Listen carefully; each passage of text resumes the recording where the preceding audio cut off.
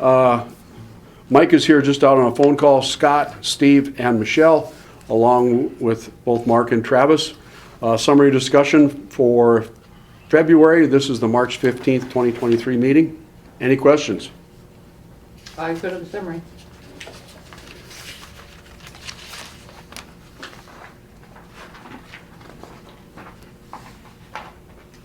Okay. Moving on. Community service, shall we start there? Sure.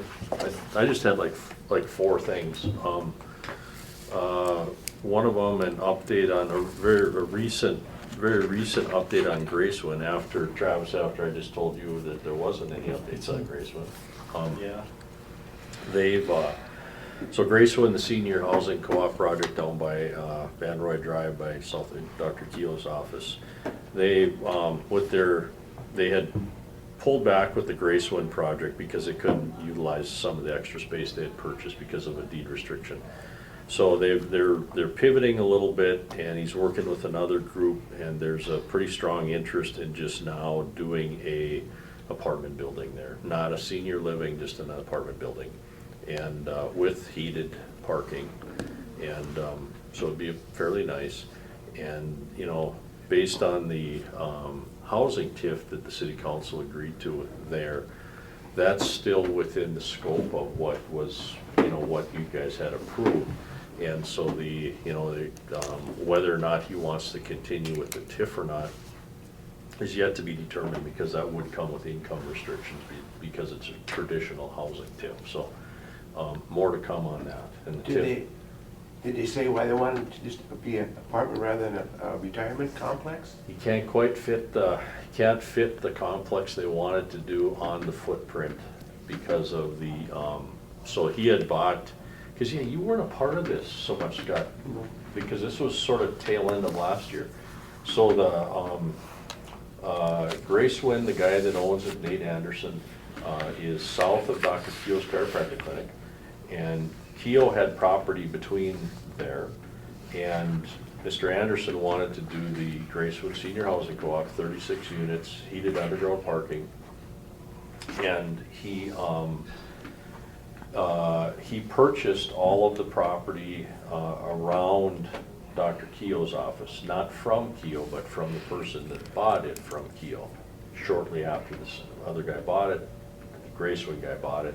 So then when he had more property, he wanted to sprawl out a little bit, move that heated parking from underground to above ground, and then utilize maybe 50 feet of that other property he had bought, and then the rest of it he wanted to use for something commercial, strip mall, something like that. But as it turned out, Keogh's had a deed restriction on the property, restricting it to commercial use. Not the piece that he already owned, that's clean, that's multifamily zone and good to go. But if he wanted to sprawl that use out onto this other parcel, we were talking about rezoning the south 50 feet of that parcel as multifamily, so to clear the way for him to do that. But the Keogh's would not sign a release for the deed restriction. So we couldn't rezone it, it has to remain commercial. So the smaller piece that he had originally had and still has, he would like to use that for a standard apartment project. It would be probably a little bit smaller. He thinks he can make it fit on that footprint. Because the reason I asked a week or so ago, Orly Gunderson approached me about that we have to get some more senior housing in Future Falls. Is it I'm gonna, wondering if he's stated why he decided to put up an apartment rather than just a senior. Yep, just can't make it fit on the site without a release of the deed restriction. is it still gonna be purchased apartments, or is it gonna be No, rentals? rental, yeah, just pretty much a traditional apartment project. And again, it's early stages, but he feels pretty positive about it, so he's a very reputable developer, so. So bad news is the senior housing piece, not a part of it. Good news is more housing in town, so. So we'll see where that goes, but anyway, that council actions that could require, that could be a difference in the development agreement because of the tax increment financing, if he wants to still go ahead with that. So that's yet to be determined. And then that'll impact Travis with some roadway improvements that were part of that TIF as well. So there's a lot of little miscellaneous things going on with that, but just wanted to give you an update that that's what's going on. Thank you. Second thing, I met with the Northwest Minnesota Foundation yesterday. Yeah, yep. And, did you have an advance meeting? No. Michelle and I met with them. So a couple things I want to talk to the council about. Two things. One thing, the city hasn't done a housing study since 2012. And that's, that was a 10-year projection. We kind of ran the wheels off of that housing study on some of the new housing we've gotten. And because it referenced a 10-year, typically you'd update those maybe every 4 or 5 years, but because we had a lot of productive activity and growth and new housing and apartment buildings, it didn't feel necessary. But now, because it's really reached its lifespan, it'd be probably a good idea to do another one. I did ask the Northwest Minnesota Foundation if they would fund that, and they think, they think they could go, the first $15,000 towards one. So if you guys feel that you'd like to have an updated housing study done, or at least think about it, I could get a quote on that for consideration. How much did that cost in 2012? I want to say it was probably pretty close to that 15 mark, but. Before my time here. So, yeah, maybe it's twice that now, maybe it's 30, maybe it's 25, but I could get a price from the ones that did the last one, if you feel that, and, a non-commitment, just to get a price. Right. But Northwest Foundation does sound like they'd be willing to pay for a pretty good part of it. 'Cause I mean, since 2012, we've built a lot of apartment buildings. 541 units. But yet our census was so flat. It seems crazy. Of course, again, you talk about the seniors and like kids have left, Yeah, smaller families. and the mom and dad are still there. We grew by 200. I was really happy with that. I thought that was pretty good. At least it was positive. It was a positive. Yeah. Could have been a lot worse. 2,000. I Oh, was no. always expecting much more than what it was. It will never grow like that. It just goes in little increments. I kind of feel that the world got cheated on that one with COVID too. I don't know Yeah. if the ones that go to the home and do the interviews, and they couldn't do that. I always wonder how accurate it was. But I'll be honest. I mean, like when I walk door to door, for constituents, I'm like going, like for example, like their Travis has got a resurfacing, whatever else. Sometimes I'll walk the street and just check to make sure you guys are good and no questions, so on and so forth. And like, what are you talking about? Listen, we got a letter, public hearing was, or I don't even look at my mail. Yeah, that's the truth too. I got a lot of that as well. Yeah. I was like, you guys suck. I don't even have vote, and then they stand there and talk to you for an hour. Yeah. It's like, really? They don't. I mean, and some of them they don't. They don't even. They don't even vote too. But some of them don't even answer your door. I mean, like you knock on the door and they look and they see you're there, and they turn and they just continue on. Yeah. They're like, I didn't want to answer the radio. Yep. Oh, well. Feel the love. So get a quote on a housing study? I think we should. Yeah, I do too. Been a long Yeah, time. because I mean, if we're gonna keep building apartment buildings, there's gonna get to a point where we're having too many apartment buildings. I just did a random visit with one today just to see how they were doing it. And I talked with Paces, and they have 2 45 units, and they have 2 more 45 scheduled to go up when the time is right for them, which is maybe not right now because of interest rates and construction costs, but they said they're full all the time, 100%. They said this month actually though, they had 6 people moving out for whatever reason, because people come and go, but they already had 4 of those were already filled, and they were quite sure the other 2 would fill real quick. So, but they're probably one of the nicer ones in town. But It is coming, we had this discussion a little bit today in advance too, and it's really coming down. Interest rates and construction costs, and it's slowing down. It But- is causing a But slowdown. that division behind Walmart there with all those entry-level homes, I mean, you put one up and Gone. it's gone. And that's our hope is, you know, again, we don't put them up. And we don't tell them that they can put them up. They come to us and say, I want to build this. Where can I build it? Hopefully, there's still a project going on the west edge of town. He's still alive. So maybe there were going to be some townhomes out there. And that's one of my big hopes is that we can get that project off the ground. The guy south of Challenger too, he was thinking a lot of twin homes. Okay. But I tried to get in touch with him too, and I just haven't heard back from him Well, lately. they're all gun shy It's, right now. it's interest rates, it's building costs, it's lack of labor, so, They're all gun shy right now. you know.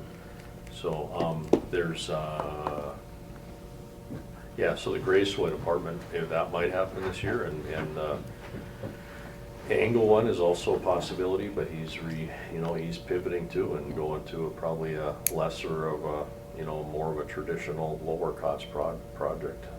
So he's working on that right now. We'll see.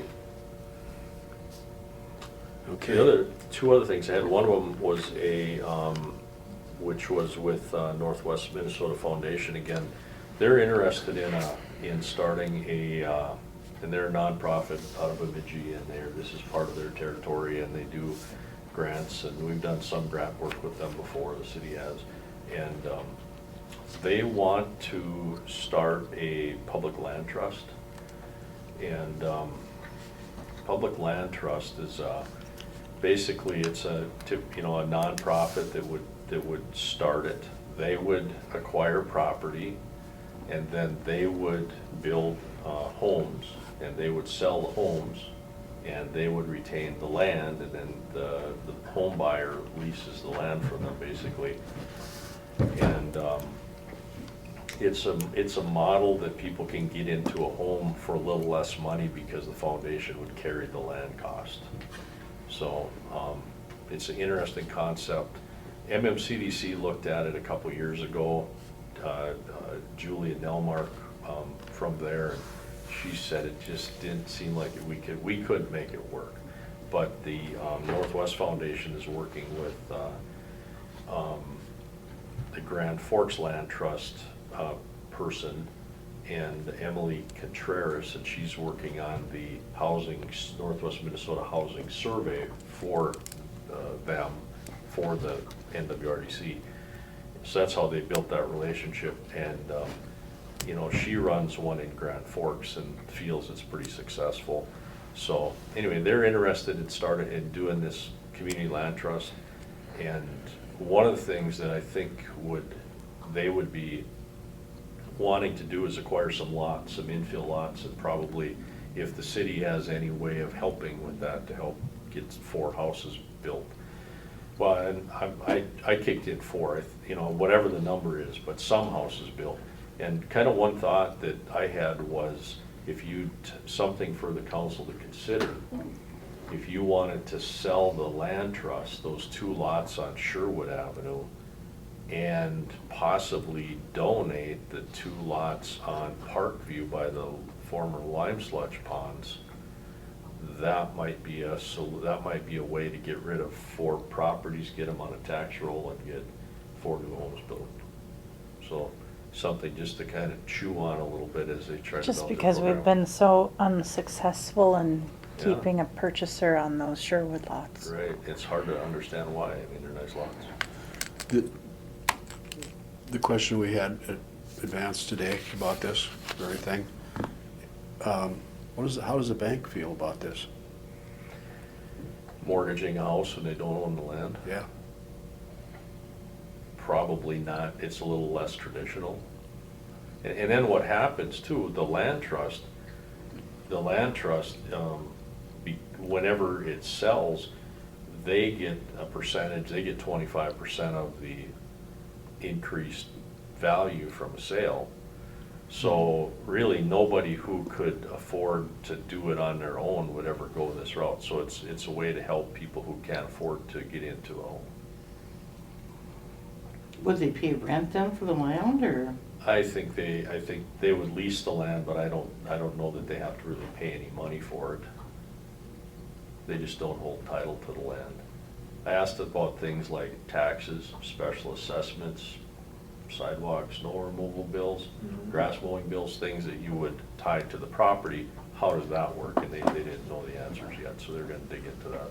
They have a lot of fact finding to do. But did Michelle mention the city lots? I mentioned that at Yes. that meeting, that I would bring it up to the council and see if they had an interest. I was hoping she wouldn't tell the community that until you guys had a chance to talk about whether you wanna do that or not, but. Well, and the only thing that came out of it was, you know, we have a couple bankers on that committee, and they're like, okay, but what are we gonna tie our loans to? You know, where, and I get it, that they've got nothing to really tie to. You've got a house on a piece of property that's not yours. Well, unless the land lease goes with the lender, so they can collateralize it, I guess. But then they'd be out. If it fails, they'd be out complete. Remember, over here, that was the Watt seed sales. Oh, yeah. They needed to buy that property to make any improvement because the bank was, you don't own it. So I don't know, and maybe the Northwest Foundation's the people who would finance and bankroll the whole thing. Maybe the Community Land Trust owner is the one that always does the financing. Has the bank for it? Yeah. Okay. So, I don't know, there's a lot more to find out on it, Yep. but the message here is just know that someone's looking at it. It's just another tool that they're trying to use for some housing, and they're just thinking those 4 lots for the price of 2 might be a win-win, but. We don't have much in those Parkview lots, that's for sure. No. We get 50 out of those too, we'd be made whole if we could get that. Something to consider. Then the only other thing I had was, I wanted to, and this is just to communicate ahead of time with the council, there's, Planning Commission created a list of, just in no particular order, just a list of things that come up that are a little bit gray, that need to be cleaned up a little bit in our code. And so the Planning Commission's idea here is tackle these things, you know, just one at a time if there's a month where there aren't any public hearings, so to keep the meetings productive and to, you know, to keep moving the needle forward a little bit. So we have a list of things, and it's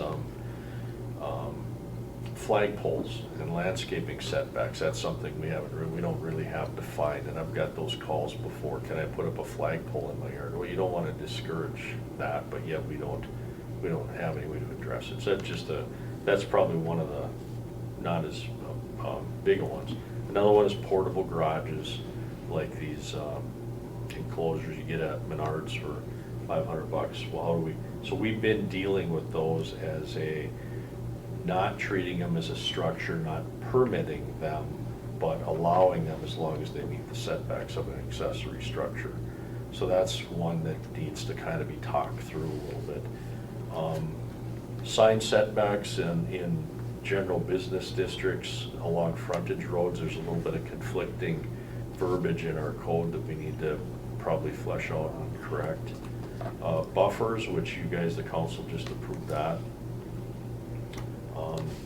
And again, that one just maybe offers a little more flexibility for the people doing it, that are required to do it, offers them a little more flexibility for performance-based, and probably helps that landowner a little bit, and also helps communicate with the neighbors better. And then planned unit development section, our PUD section is very, very short, and we don't have any right now, but we should rework that code section a little bit, and that's kind of allowing, if it's a part of a planned unit development, you have some flexibility to change some of the setbacks and arrange things on lots different, if it's like common ownership and that type of thing. drive-through car service stacking, we don't have a real good code on that right now. How many cars should it be? You know, distance and direction from a road. Does it have to come from the back or can it come from the front? So that one needs a little work. Lot splits is another one that we were talking about. Should that be a planning commission? Ultimately, council thinks. Some communities do hearings with planning and zoning and council for lot splits. And right now, I've just been handling those administratively, and there's been a couple maybe 3 this year. So I always look for maintaining the size of if somebody has a big parcel, they want to split it, or a lot, they want to split it, is the remnant parcel meet our minimum size requirements? Is it buildable? Is it accessible? Is there a route for utilities? Those types of things. So that's just a kind of a question, is that something that should be a bigger scope or not? Fence heights in front yards is another one. We don't have any limits on fence heights in front yards. When we were talking about buffers, and we looked at a lot of other communities and what they were doing, and a lot of them where they talk about fences, they did limit fence heights in front yards. That's came up before here too on occasion where somebody, can I fence my whole yard?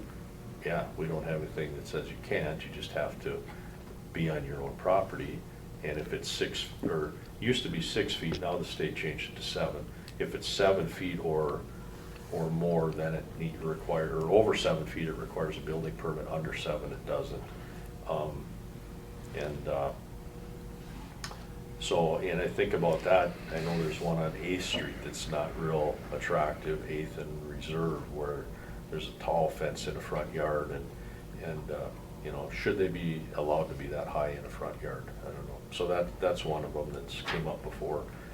And then fences, trees, gardens, and shrubs on easements, that type of thing.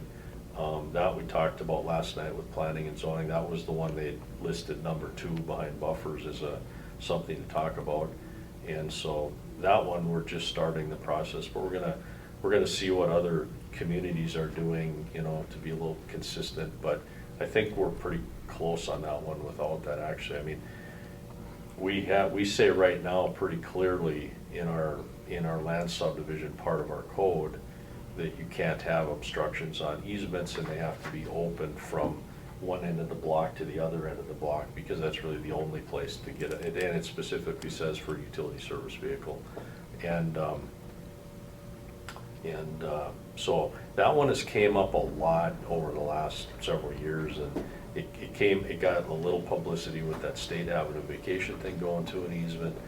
And that's one as well where there's a city sanitary sewer there that needs jet maintenance on a regular basis, and that one has an issue where Wayne had asked the attorney to send a letter to property owner that had put storage containers right on top of the city water and sewer, so there'd be no way to access the mains if you had trouble. So that one is one we were talking about right now. That will eventually, if it goes to a hearing, it would have the hearing and it would come to the council for consideration. Parking in front of mailboxes, that's one that has came up before. That's maybe more public safety one, but that's another topic of discussion. And do we have anything in our ordinance that would say that you can't park in the street in front of mailboxes? That every once in a while somebody will have a complaint about that. Noise, light, and dust is another one. I mean, you guys are dealing with that elevator. Is that the idea again is just to take a look at these, and are they current, are they accurate, is there something we could do better? And then another one that's came up for is deer hunting in city limits. So anyway, that's kind of the list of items that people ask about that are sometimes don't have the clearest language. So anyway, just want to make sure the council's aware that the planning commission is kind of chipping away at things like this when there's time. I guess I think you said it there, Mark. One of the things is looking at what other communities are doing, and that's key, because we're in the same breath we're saying, oh, nobody wants to build here, and we're going, well, let's not get ourselves to the point where we're so much different than other communities, to the point of a negative side that nobody wants to build here because of that. You know what I mean? I will agree. I think like the front yard. There's one on Kindle too. Is going, whoa, that's the ugliest thing ever. And it, like you drive down and going, it's a beautiful street when you know the canopy of trees, and then you got this one home that's going. It's like it's like a whole fortress of fence around the whole front of your yard. It's like, and their home looks nice. It's just kind of a bummer that they, So I'm just- sure just they're to- growing pot. Just about every action like that, we do get examples from other communities, and it's amazing that we're typically fairly similar is what it usually kind of boils down to, but we do try to look at cities of the similar size and, that would have similar issues, similar staff capabilities, all that kind of thing. One that is confusing, and I know it was talked about it before, was just the Dairy Queen and how the Dairy Queen did that, because the next door property is not commercial, so I'm confused as to why It's commercial zone. it's not. Yeah, it is. No, it isn't. I can show it It to you right is. now. It's on the website. It's residential. I It's a can show you. C2 property. Pardon? It's a C2 property. Well, it's it's labeled as residential in, They probably tax it as residential use, but it's zoned commercial. So that's why that one didn't have any bump. Like, he had his home and his. It's on the website. Yeah, see, it's all commercial down to the historical village, which is Park, so Dairy Queen, and then the house that's next to it was Dr. Hazard, the veterinarian, so it's a Yeah. veterinarian clinic. So it's, we'd go by the land, the zoning and rather than the use. And that'd be same thing like by Epiphany Station, same deal. That one is a house next to it, but that whole block is downtown fringe commercial, so. Well, Valley Dairy is the same, the old Valley Dairy, Yeah, Valley same Dairy, thing. same thing, yep. well, Okay, then something must be off on it, because again, if you take a look at the data that is pulled from the state, it's tagged as residential. On our website, it's C2. you're wrong. Well, this is a data that's coming off the state. If you look here, again, oops. Am I off there? No, that's Greenwood. Yeah. So here Sorry. we go, right there. Yeah. Yeah, So there's the restaurant. yeah. We tap on here, and that's that individual, and it's residential. It's tagged as residential, Huh. and that's off state data. Yeah, our data would be the governing one. But that's probably just the use is residential, Yeah. land use is Well, commercial. if it is tagged as that, the state, the county should be putting it as commercial. Then it's if that's the case. I mean, They probably tax it as, they tax on the use, I think, depending on what the zoning is, but the underlying zoning district is commercial, so okay.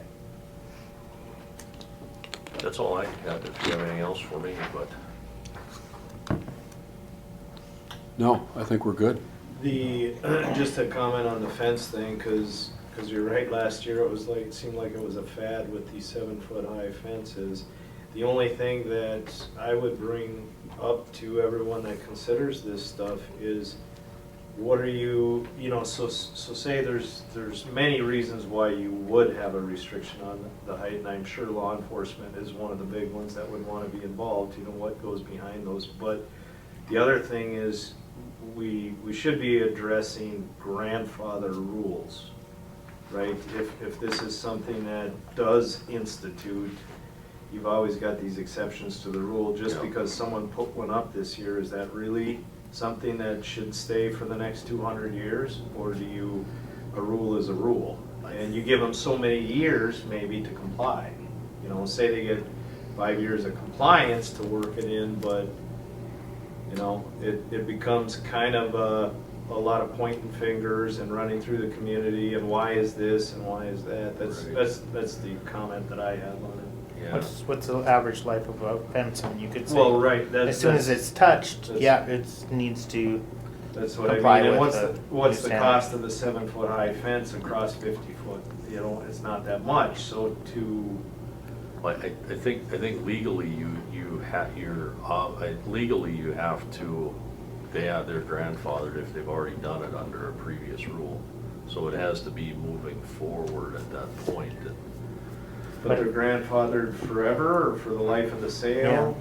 Or till What is that, it? like Till if it you're gonna goes. have to touch that fence, you know what I mean? Till that Like the fence fence. gets Till the replaced, fence. then you couldn't, if you had a, if the council said that you can't have more than a 4-foot high fence in your front yard, Yeah. and just because it would kind of destroys the aesthetics of the neighborhood, and somebody put up a 6 or 7-foot high fence It's 5 o'clock. last year, Was that snow? I think I you're think must stuck have been with snow it. where ice fell down. Okay. But actually just knowing, so if it's the life of the fence, there would also be a trigger at a certain point, the fence would be deteriorated enough where you could act on the site of the fence, we'll say, right? Broken down and. Or maybe now a it's- nuisance. Yeah, that's what I mean, is you could, and then it wouldn't go past that, so it would, we are just looking at life of materials. Pretty much, Okay. until it changes. So if it was taken down or fell down, they want to put a new one up, the new one would have to fall, Right. would have to be, yeah. And a lot of these ones that flew up for 7-foot are just cheap junk wood that if they make 7-10 years, they're probably lucky. Probably, yeah. Okay. Right, Good. Thank you, sir. yeah, thank you.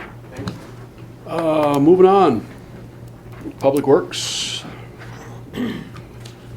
Yeah. go. Is Grant here for something? You don't mind if I hop in real quick? I was just wondering what. I don't have no PowerPoints or anything. We- So Grant from Northdale Oil. I stopped in, I believe it was October, November, and I met with admin. Just some things that I've noticed as a business in town. Not gonna point fingers, but Cenex down here, for about 6 months, they've been charging about $4.79 a gallon on the diesel. We've never been close to that. We've been almost $1 underneath that for quite some time. For the last year of 2022, the city was on invoices, monthly invoices for $183,000. We took in, Northdale was 27,000. It's gotten better since I met with admin. I just want to bring it to the attention. Yeah. I mean, business, yeah, okay, now, the next part, I'm a taxpayer. If we knew that we were paying an extra $1 because it's convenient right down on A Street, to put that extra $1 per gallon, when you can drive right outside of town, petrol, and we also have diesel service right at Northdale Square. I want to make it aware. I mean, the Travel Plaza today, they were at 404. A Street was at 462. I don't understand how they run their business. That's not my part to understand it. But for some reason, I think they're putting the city on. I think they're banking on the city because it's convenient. It's right down from the shop. I have a quick question on Yeah. that, and you might be able to answer this. I don't know Yeah. about anyone else. I've heard this many times in my career. I thought petroleum prices were, by audit, required that you could only charge a certain percentage above what you paid for that tank that filled that up. Isn't there some regulations on the control of the price? Yeah, because we don't use the same diesel that Cenex does. They have a Roadmaster. I'm not Okay. 100% sure on all the logistics of it. Okay, We have exclusive contracts out of Canada for the P40, which is 10 times better than what Cenex is putting in your guys' service equipment and trucks. But I know we follow strictly. Every week we meet in Scott Rec from Northdale, the owner. We communicate pricing every week, and we're competitive to the markets. We don't go underneath that the state regulated cost that we can sell it at. We never go underneath that. We try to compete with Erskine. That's our biggest competitor. Cenex, we can't because we have different grades of diesel. So they can be higher, but we're still going to have that lower price because we got them contracts out of Canada. In our opinion, it's way better diesel. I mean, we'll put it to the test anytime. I've had numerous people switch over from Cenex to Northdale's diesel. I just wanted to bring it to the attention. I mean, I'm fine with it, whatever, but I think if taxpayers had a caught wind of that, they're paying an extra $1 per gallon of diesel that we're putting in on city vehicles, and we could be saving, because it adds up. I mean, you guys' typical trigger squeeze when you stop is 50 to 100 gallons.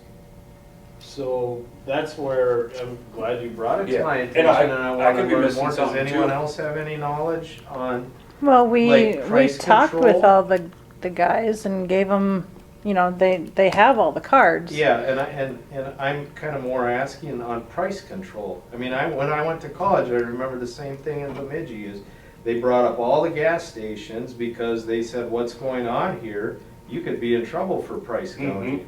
And so I would like to know a little more on the regulation because I thought we were protected as citizens, not just of the city of Thief River, Yeah. countrywide. You Yep. know, Yep. 9/11, they were price gouging and they put some rules down, so. And I don't understand what's different from that tank to their tank out on the travel plaza. Yeah. 404, which we were at just the other day, we would drop down to 399 today. And they're down here at 462. They finally dropped from 479. They've been at 479 for almost 6 months. But yeah, no, I just, What are you on gasoline gas, we just dropped versus down. them on gasoline? We stay head to head pretty much, yeah. The gasoline, I think we just went down to 319. Everybody was still at 324 today. I imagine they'll change by the end of the day or tomorrow. Okay. So. What did you say the travel plaza was at? 404 for diesel. And that's what, yep, 404 for diesel, And this is 462? yeah. And It's the that's, same diesel. Well, is I it, know. is my question. but That- why, It's Cenex. why is A Street doing that? Is it because they have the convenience of the shop and they'll know they'll get that business while they're heading out to the streets? I don't know. They're both Cenex. I don't, Exactly. I mean. That's I don't What's what- know right if it's across the right. street here? And that's why I wonder if maybe when you're talking different grades of diesel, if they're using a specialty one here. And we need to find out a little more on that. Yeah, yeah. And we'd be interested, Josh Evenson, I don't know, I think you met with Tyler when we first came in and did the bid for the city. We'd be interested in sitting down with you and getting a shop list of oils and whatever else you need. Is he the one that works with oils? Because Yes, yeah. we went through that already. Okay. I did with him Sure. on what we use down there. The biggest change is, like, I don't know if he was even interested because when I spoke to my mechanic, so a lot of our machines, right, and you're seeing that more and more now, are on leases. And each Oh. machine is really specific to their oil. That's the new Okay. thing, is they're getting, you know, you're not just gonna run your whatever weight through all your machines. Yeah, yeah. If you're on a lease for 3,500 hours, you need to stick to what they tell you. Gotcha. Not to mention, they're actually, for the first 3,500 hours, it comes with the oil changers. They're Oh, coming up okay. with that. Okay. So once he went through our whole list, there wasn't a whole lot that we actually Oh, okay. stockpiled. It became small use quantities, so. Yeah, no, that's fine too. I was just throwing that out there too, so. But yeah, I'm not after a chunk of all of Farmers Union. I just want it to look right on the city also. Yeah. So, I mean, it's quite the difference, and I don't understand the difference between Northtown and Southtown, why the prices are different. I mean, Well, I think if prices, we'll say, are comparable, and that's what we went through with the bid process. Mhm. If they are comparable, that's where we talked about, a good example would be your location down here Yeah. on by Hugo's. The water department isn't gonna drive past you to get up to this station. Right, yep, So, the same thing is for us to drive out to petrol pumper. Now, at $1 a gallon, we might drive out to petrol pumper. Right. But there is something to do with the different departments. The electric department. yep, Now, if they're driving up to Cenex up here Yeah. to get diesel, but, you know, so there's a little bit with location, but that's kind of a serious thing with, we need to find out how $1 a gallon, what is it? Is it a different product? I can't imagine that they could be competitive running a different product that's $1 more a gallon. right, yeah. I mean, yeah. on anything. No, I see tractor trailers stopping in there all the time, yep, and yep, they're fueling up. That's what they make their living off of. yeah, yeah. How, it doesn't Yeah. make a lot of sense. to No, me. yeah, I don't agree with the price difference at all, so. Yeah, no, I just wanted to bring that up and, Yeah, definitely, I'm actually very glad you did. yeah, yeah. And Jason, I talked to Jason a couple times about it, and he didn't realize it until now. He's been watching it too, and he couldn't believe the, Kemper? Arstead. Oh, okay. Yeah, yeah, and he's the one that suggested I come here, because I went Yeah. admin, and it got better, but I mean, I was just, they're still not being, Yeah. in my eyes, fair to the city. Quite a bit. It looks like they're just taking the city for a run. I mean, if they brought it down to 404, I wouldn't even have to be here, I'd be fine with it. Yeah. But, That's weird. yeah. But, yeah. Thank you, sir. Appreciate your guys' Thank you. time. We Thank appreciate you. Thank you. And it's Travis, right? Grant. Grant. Grant. Yep, Okay. yep. You're Travis. Yeah, there's getting to be a lot of them out there too now. But yeah, Grant, your location is specifically the petrol pumper one, right? Yep, Where yep. you're And out I've there all the time? Taken a position of overseeing all the ones in town, and then Fertile and Warren as well. So Okay. Yeah. But do you keep That's- your office at? That's my home base out Okay. there, yeah. Okay. Yep, so. All right. Yeah. Thank you, Grant. Thank you. Thank you. Appreciate it.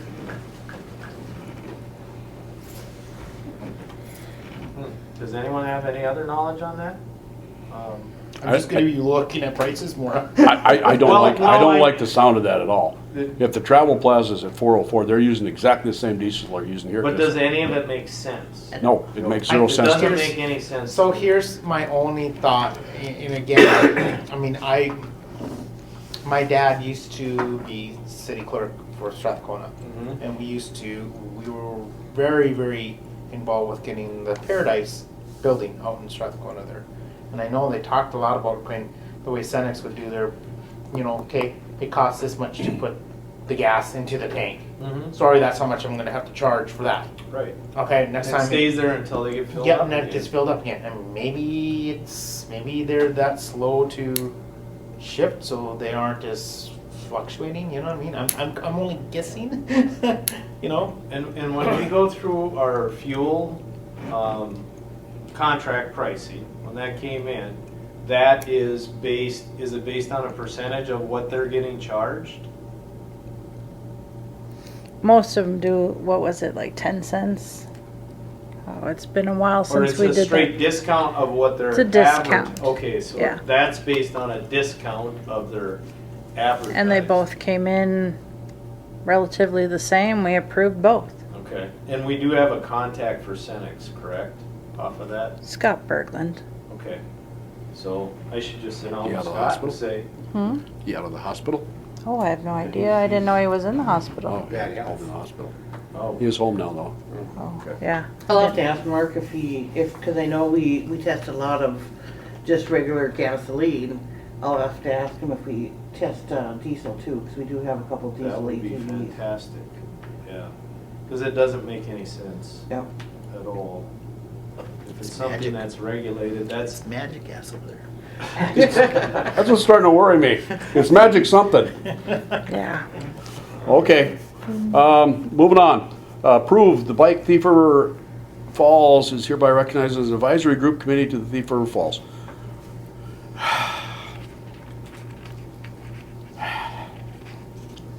How many people are going to be on the committee or who's all Well, involved? they have quite a group right now. So I do want to point out a couple of things that with this, they've kind of acted that way before. Last fall, when they applied for the bike community status, which they received the bronze award, and I mean, I sit down with Glenn and we kind of go through some stuff. He was suggested to, you know, through the past 4 years, they do a lot of these activities, but I will say when Glenn asked for the approval, he was encouraged by council to do that. And I put it, just so you know, I did put it as an advisory group. It was kind of submitted as advisory group / committee, and I didn't think it should be called an advisory committee, right? An advisory group to me means they give us suggestions. An advisory committee to me becomes a little more than that. And so I put this through on the RCA specifically as an advisory group. Well, and they rather are now, to be honest with you. They bring suggestions forward. Yes. And for good or for bad, I catch all the meeting notes and go through everything, and I understand what they want is they want more bike-friendly and walk-friendly community, and we're trying. But yeah, I would say that they probably shouldn't have the caliber of a committee. That gets to be, rather than being suggestions, then they become, this is Yeah. what we want. Yep. Why all of a sudden do they want to have an advisory group, official advisory group? So, and I think I can help answer that. So they do find benefits in, like, say, when they applied for the status that they received the bronze. They have this roadmap of things that make them achieve these statuses at a quicker level. And like, say, for silver status, if that's what, and that might not be the only thing that they find benefit in, but that's one of the things that they find benefit in, is to be looked at, I suppose, from those certain perspectives. They're saying, well, at least you're very active in the community if you are going to council and you're asking for things. But yeah, I did want to point out how I felt that asking to be an advisory committee brings a possible different request than just the group, advisory group. I would say that it would have a little bit more teeth on many different things that they would apply for, or, you know. But do we have a manual or something set up for what is an actual advisory committee, or bylaws, or? I don't know if they do. I don't think they do. I think it's a good question. When it comes down to statutory city type stuff, is there definitions, right? That's kind of what Yeah. is the definition of an advisory group / advisory committee?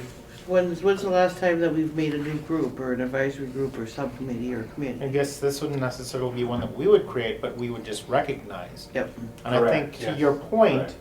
if we're gonna do that, we can say, you know, we're not going to recognize you until we see your bylaws and all the other stuff of what your entity is, because if we recognize you as a group, I think what your point is, Yep. that puts our credibility or Yep. our judgment in question if it's like, they're just loosey-goosey and just like doing stuff that, Well, that's, and what kind of liability is there? I guess. Back to Steve's statement, though, which is true, is that has been something that council has been doing for probably 4 or 5 years already. Is that correct? Yeah, So we've been involved with it. it's interesting because a lot of the planning on many of these trails 4 or 5 years ago were a part of that. It just hasn't been officially recognized. They're actually a part of Bike Minnesota. And it's a statewide organization, and they do have bylaws, and they have things the way they have to be done. And they actually hold their meetings, and pretty much everything they do is by the book. Yep. I'd like to know what the city advisory, if there's any state regulations on advisory to city council or what's out there. Is there any legal? We're part of the Pioneer Village group, the library, Library, chamber, chamber, MAC. Advanced Thief River, you know. Yeah. But like in this case, they're not asking for any monetary from us. They just want to be, I think it has more to do with exactly what Travis was saying. They want to put that in there and say, hey, we are an advisory group to the city of Thief River Falls. And it gives them that. It's like to take that next step to silver that they want to get, they actually have to be teaching kids, literally, someone has to be teaching kids how to ride a bicycle. And so they're trying to get into the school so that they can get that working. Which they do. And they do. have been. And they have to hold bike clinics, and there's all these little steps that they have to take. What my one thing is, I don't know how this helps.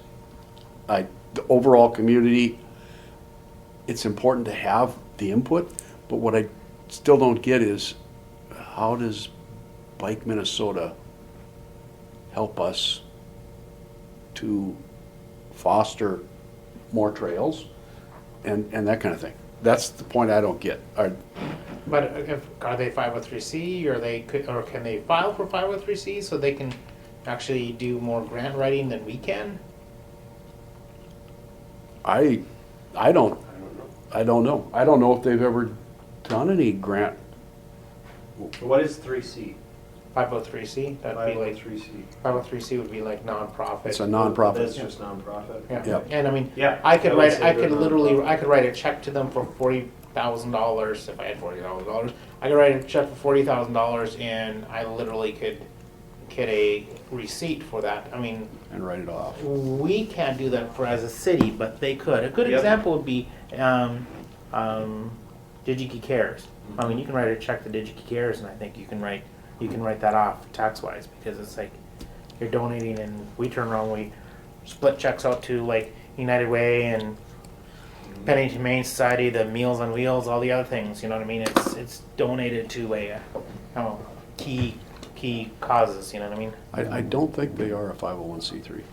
Maybe that helps their get from a bronze to silver and so forth, if they say they're That, an advisory group, maybe that helps their status. that's what it does. I think that's what it does. And I guess I look at it this way: is when it gives them a little, I shouldn't say a little more teeth, but I mean, like it's different than my wife and I coming up here and saying, "Hey, we want to give some advice and or some recommendations on maybe doing this, and when they're actually following, like you're saying, to a T, a process to say we're trying to follow a consistent standard to Bike Minnesota." But yeah.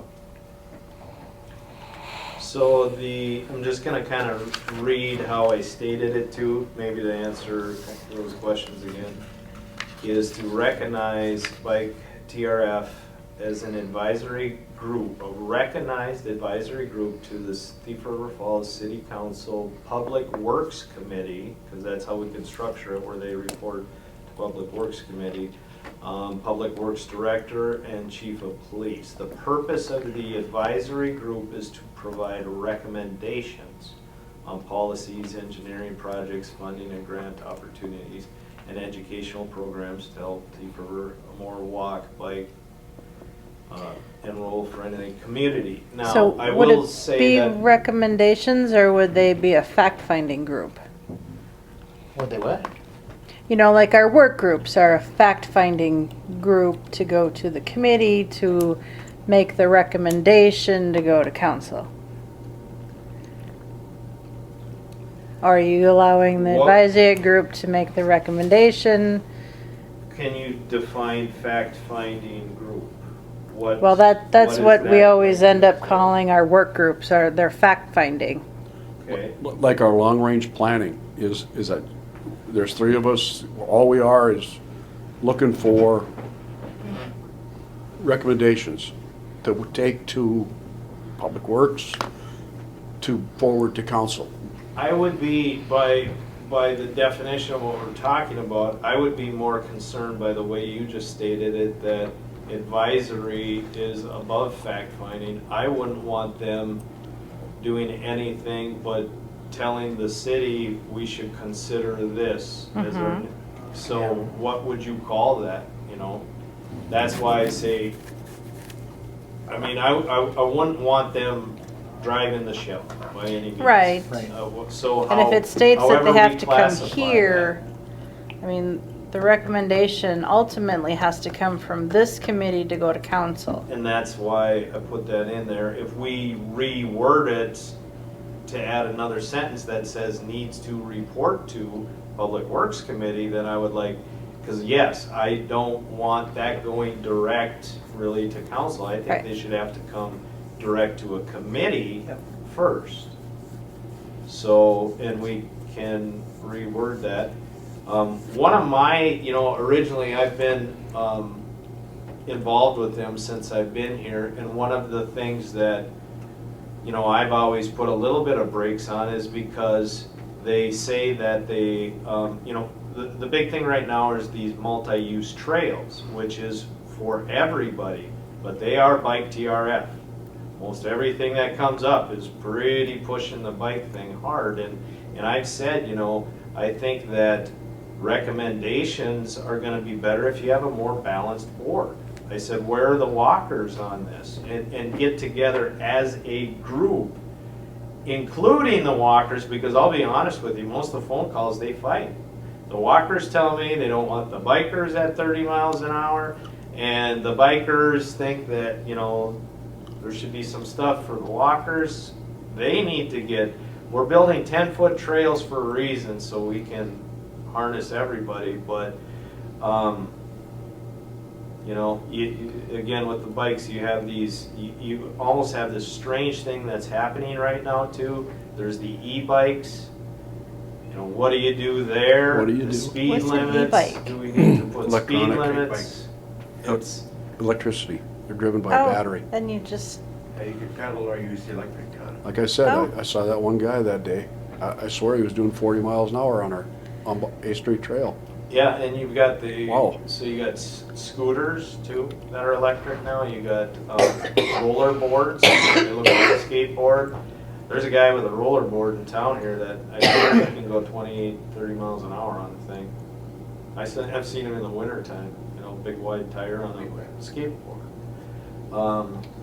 And he wears black too, which is not cool. You know, at least wear some reflective clothing, and he's gonna end up dead. Well, coming out of Riverview Trailer Court, you know, this guy just barely missed that car. I mean, it would have been, he'd have been dead, because he'd have creamed it. He missed him by maybe a foot, Yeah. and he didn't even slow down. So even that right there, I've tried to direct that group to say, what's the other communities doing with these? Because we're gonna have to get our handle on it at some point. You know, I think probably posted speed signs. The state's struggling right now. They don't have a statewide thing. It's just new enough that no one knows how we're gonna deal with it, but it is something to, I'll just say that that's what I've kind of pushed, is because if you take that as any type of advisory group, you should be balanced with the users. Yeah. You shouldn't be, you know, 10 out of 10 are bike enthusiasts. In fact, bike enthusiasts that's what they do. They're going to drive 30 miles an hour. They're marathon bikers. That's a whole different biker than the kids, you know, that want to go like this all over the track, you know, at 5 miles an hour. Altogether different than the person that wants to go 30 miles an hour down that trail. So And we there's have- a lot of things in Yeah, there. and we have to take into account the walkers, and Mhm. they're not there for, our trails are there for multi-use. That's Yeah. why we built them. Yeah. And how am I gonna put this and be? We can walk pretty much all year round. for the most part, there's very few people that ride their bike now, okay? So it's very, very limited to their use. The reason we built these trails and try and keep them open is mainly for the walkers, in the winter especially, so they have some place to go. You can't just pin them down and say, oh, we're just making bike trails. It doesn't work here. Well, We a lot don't of have those- enough use. But, Seaford Falls bikers do have the fat tires, and those can I know. be in there too, so. Every one of those guys is almost on that board too. That's the thing. It's like, it's this big a group, you know? I know they do a good job of promoting and doing the expanding, but really our trails are multi-use, and we gotta remember that, you know, we've got walkers that, it's I mean, like, that's a good thing with Primo, because he's a walker. I know.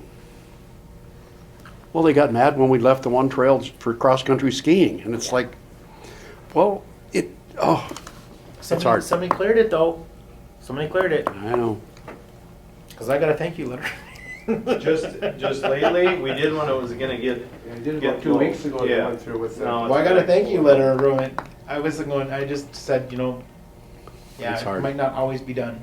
Well, Steve Wilson goes through there to the woods with his snowboard and kept it clean all winter long. I wonder if we shouldn't could we rework this just a little bit? Like, we can rework it and we can ask Glenn and his group to come in here a month from now and so they get another say.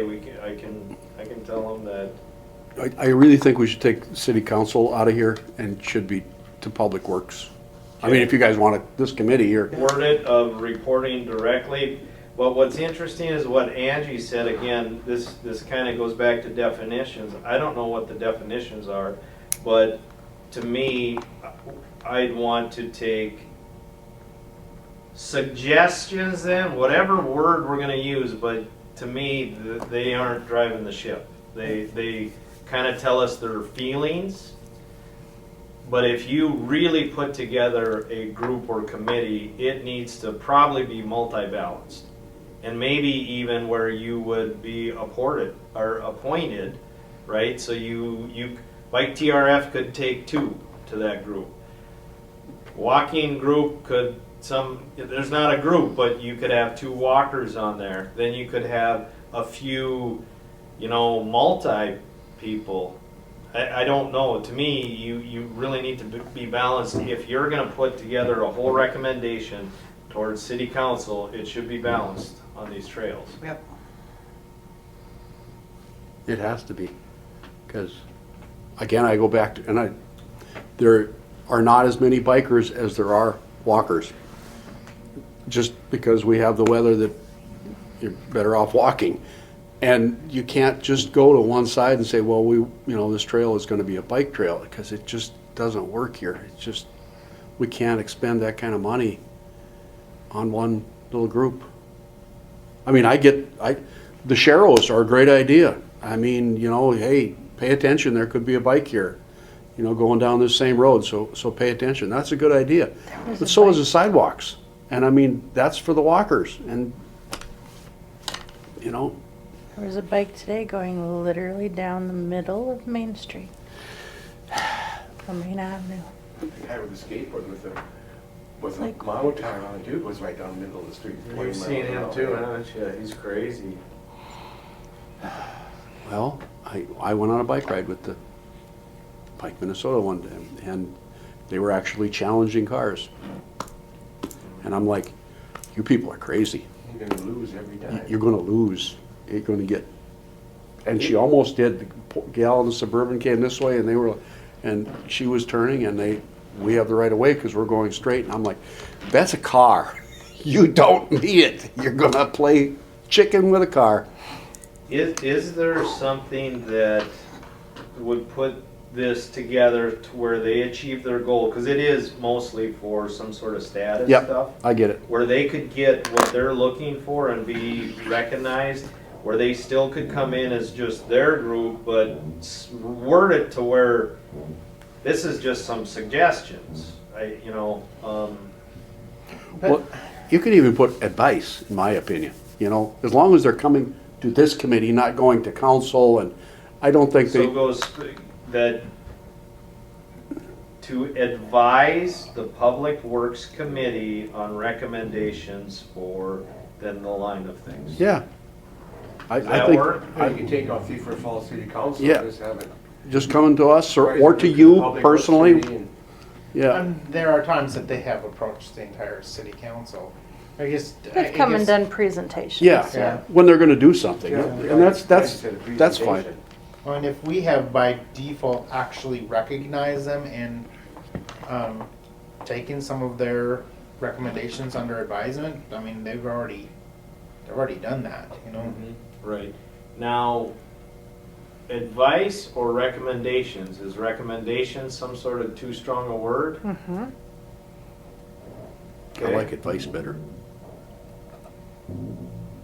But that's me.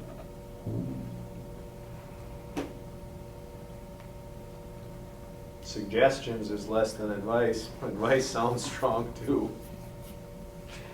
And suggestions are fine. Suggestion is more like a work finding, you know, Yeah. or, Here's our suggestion. Yeah, I'd go with suggestion, that's, Yeah.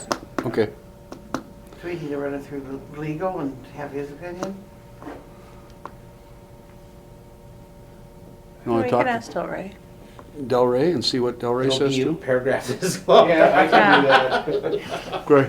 Then we could maybe bring them back next time and we'll go over that. Because this isn't urgent where they're No. looking for this to Right, be. right. They're a year. Not urgent. No, okay, all right, let's Good. move on then, because we're getting killed here in time Yep. again. Oh, Greenwood Bridge use approval for the fish tracker. Is this gonna hurt the bridge at all? No. I don't have a It problem didn't with look like it. it when they showed it. I don't have a problem with it. Little 3/8 holes, Yep. and I will have to say, part of what I put on there was, if we said no to this, we'd be the only one. I'm that good, said no. let's do it. Yeah. Anybody have a problem with this? I guess my only question would be is like, if we verify from the engineers if it's not gonna structurally damage, we can get their little rubber stamp to say, yeah, it's good. They already did this. DOT is already. That's where they approved got this. this. They got it from MnDOT. Yeah. Well, I mean, was MnDOT the one that did our bridge though? MnDOT approved the, Oh, well then, okay, never mind. that's why they're doing it. MnDOT has approved it on all of the bridges they build. Oh. You know, so. So, And do they tell us how those fish finders are reported out, or do we get to get We'd like the data? information off one of them, yeah. is what we really want. Yeah. So Anyway. we could, so I did have a chat with him about that, and I do know a little bit, so I can kind of educate you on where it started, the history, and what it could do for the community. But specific to your question, do we get the report? No, but we probably get the request when we ever want to call and find out the information. We can, because we're part of it, right? We just, this Nick that's putting it together. In a nutshell, they have been starting to do a lot of different construction practices with water flow. A lot of the dams and stuff at some point stopped fish migration, and so they started doing, you probably heard of low head dams, you know, where they're not so high and fish can move in stages up, and they've got them now in Grand Forks. It's been a boom in explosion in fish populations in the last 10 years since they've been doing that. So they've got, according to this Nick that's doing this, they've got fantastic results. What they're doing is kind of widening. They started on the Red River with these fish trackers. Now they're widening out to the streams that connect up in there. And what did he say? They had their first verified, sturgeon, which has been traced back, whatever. They've got some history on how the sturgeon itself went quickly depleted in the last X amount of years due to these practices. And now that they've started changing the practice and they have X amount of years, he said they have their first documented lake sturgeon spawn that they've had since they've started. So due to wherever they had these tracking devices, they were able to dictate that they're actually getting sturgeon migrating now too. Other question would be is what side of the bridge will these be put on? Downside. Downside. Okay. Yeah, they Because I probably. was going to say, yeah, it won't last very long. No, it'd get wrecked pretty quick if there were any upside. Yeah. Eat parts and pieces. That Okay. is why the request is, as a matter of fact, because they actually originally had some of these on the floor of the riverbed and they've lost too much to debris and stuff, so that's where they got into put them there on the bridges and they won't be affected, so. Much. So any desire, consent, new business? I think you can go on consent. There's no, I mean, I don't Debate care, here. you can put new business too, if anyone wants to know. we can talk about it quickly. Put it on new then. Nope. Sure. Okay. FEMA damage I inventory? will have to say that this isn't something that normally goes through councils, right? A lot of times it's just approved by the Public Works Director, but I think it's good for, 5 years from now, you don't go, oh, we got a fish tracker on the bridge, right? Yep.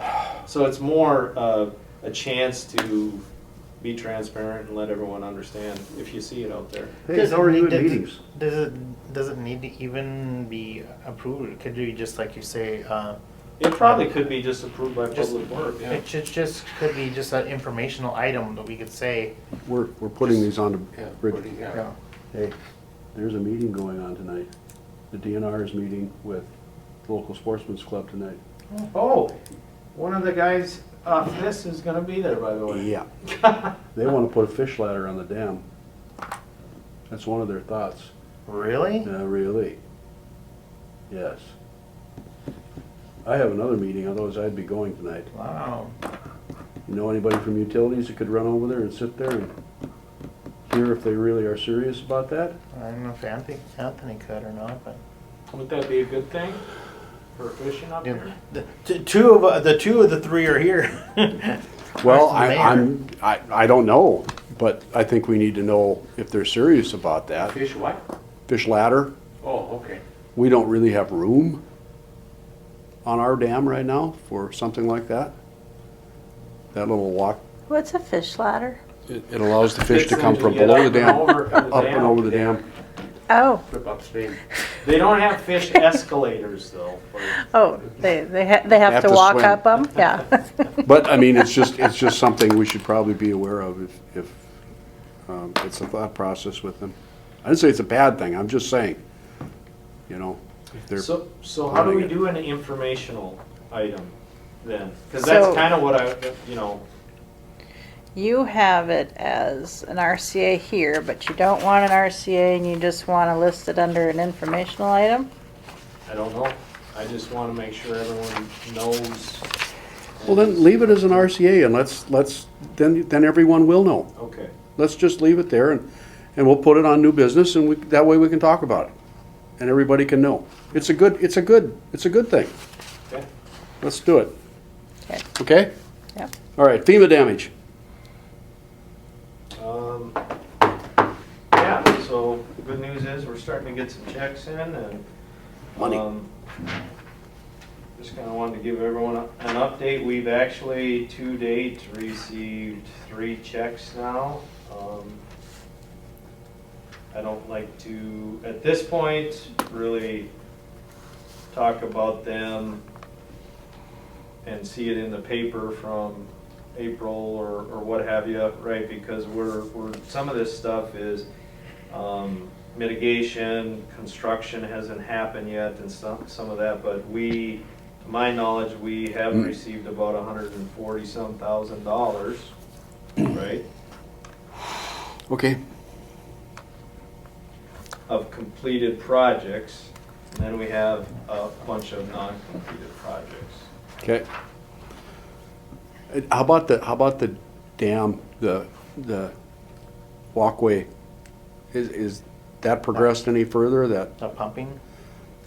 yeah, where we pumped So we did about $7,500 of work that's completed. It got it to the point where people could get back on it. It is 100% compliant, I would say, not 100%, but it's close enough. We've got streets up by Fozzie's that are way further off than that. So is that a permanent fix? I don't know, but it was, again, some of this is you are allowed to fix it to the state it was in beforehand. That's where it's interesting. We were, part of the funds we've received back was to pay for the $7,500 we spent.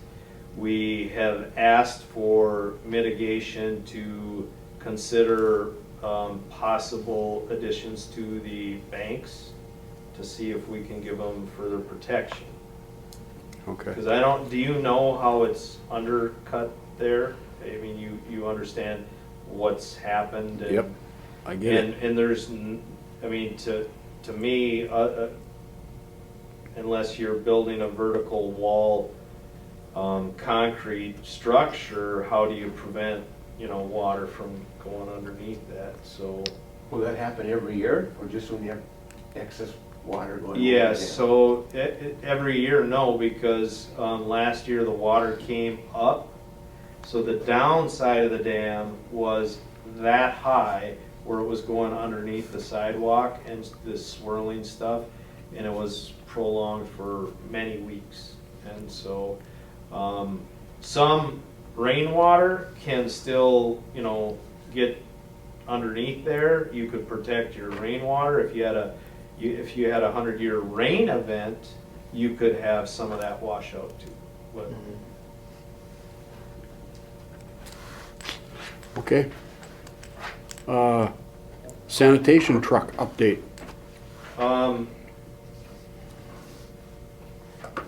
updated costs on it, $233,000, and we, again, with a lot of the stuff, supply chain that's been so messed up, he does have us slated in the queue for October, which is pretty good.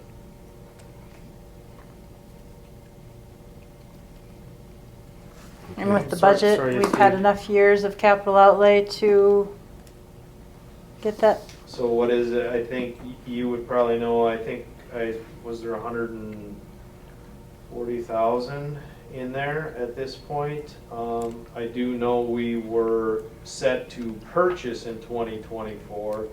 In 24, okay. And I think currently there's 140 in there to where Okay. whatever you did last time with the lease to get to there, Yep. I'm sure we could make that happen. Okay. So I think when I looked at that last one, they paid 100,000 the first year under Yeah. a lease, and then bought it after that to buy the rest of it out. It was kind of an emergency Yeah. thing, something with the holes in the. Well, that's what this one's getting to be, is Okay. it's reached the point of emergency now too. It's no longer capable of being, Okay. Yeah, and that repaired definitely works properly. if they're able to do a lease purchase or take financing Yeah. on it and do payments. I have our particular rep who I have got tons of confidence in him and his experience. The problem is nailing him down. Okay. He was here when he was up here and we did our assessment and walked through all that. It was September. He promised me we'd be in the queue. He's still holding to that, but we were gonna meet last week in Bemidji and he canceled that. And some of the guys that are, yeah, he's tough to nail down. He's gonna get back up here and I'm gonna ask for the contract so then we can get into the financial part of how we can get our truck in September then. And you'll probably be a part of that too. Okay. yeah, you'll be a part of that, one way or the other. Okay. Before we go on, do we know when that meeting is and where it is? I'm asking. It's supposed to be at the Sportsman's Club, and it's supposed to be tonight. And I think it's I could call Dana, but 7 o'clock? I Does think that it's sound 7 right? o'clock. I think it's 7 o'clock. Want me to call Dana real quick and find out?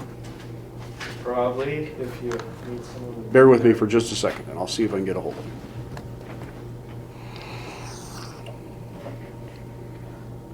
It's like the shooting range sportsman club? Yep. Okay.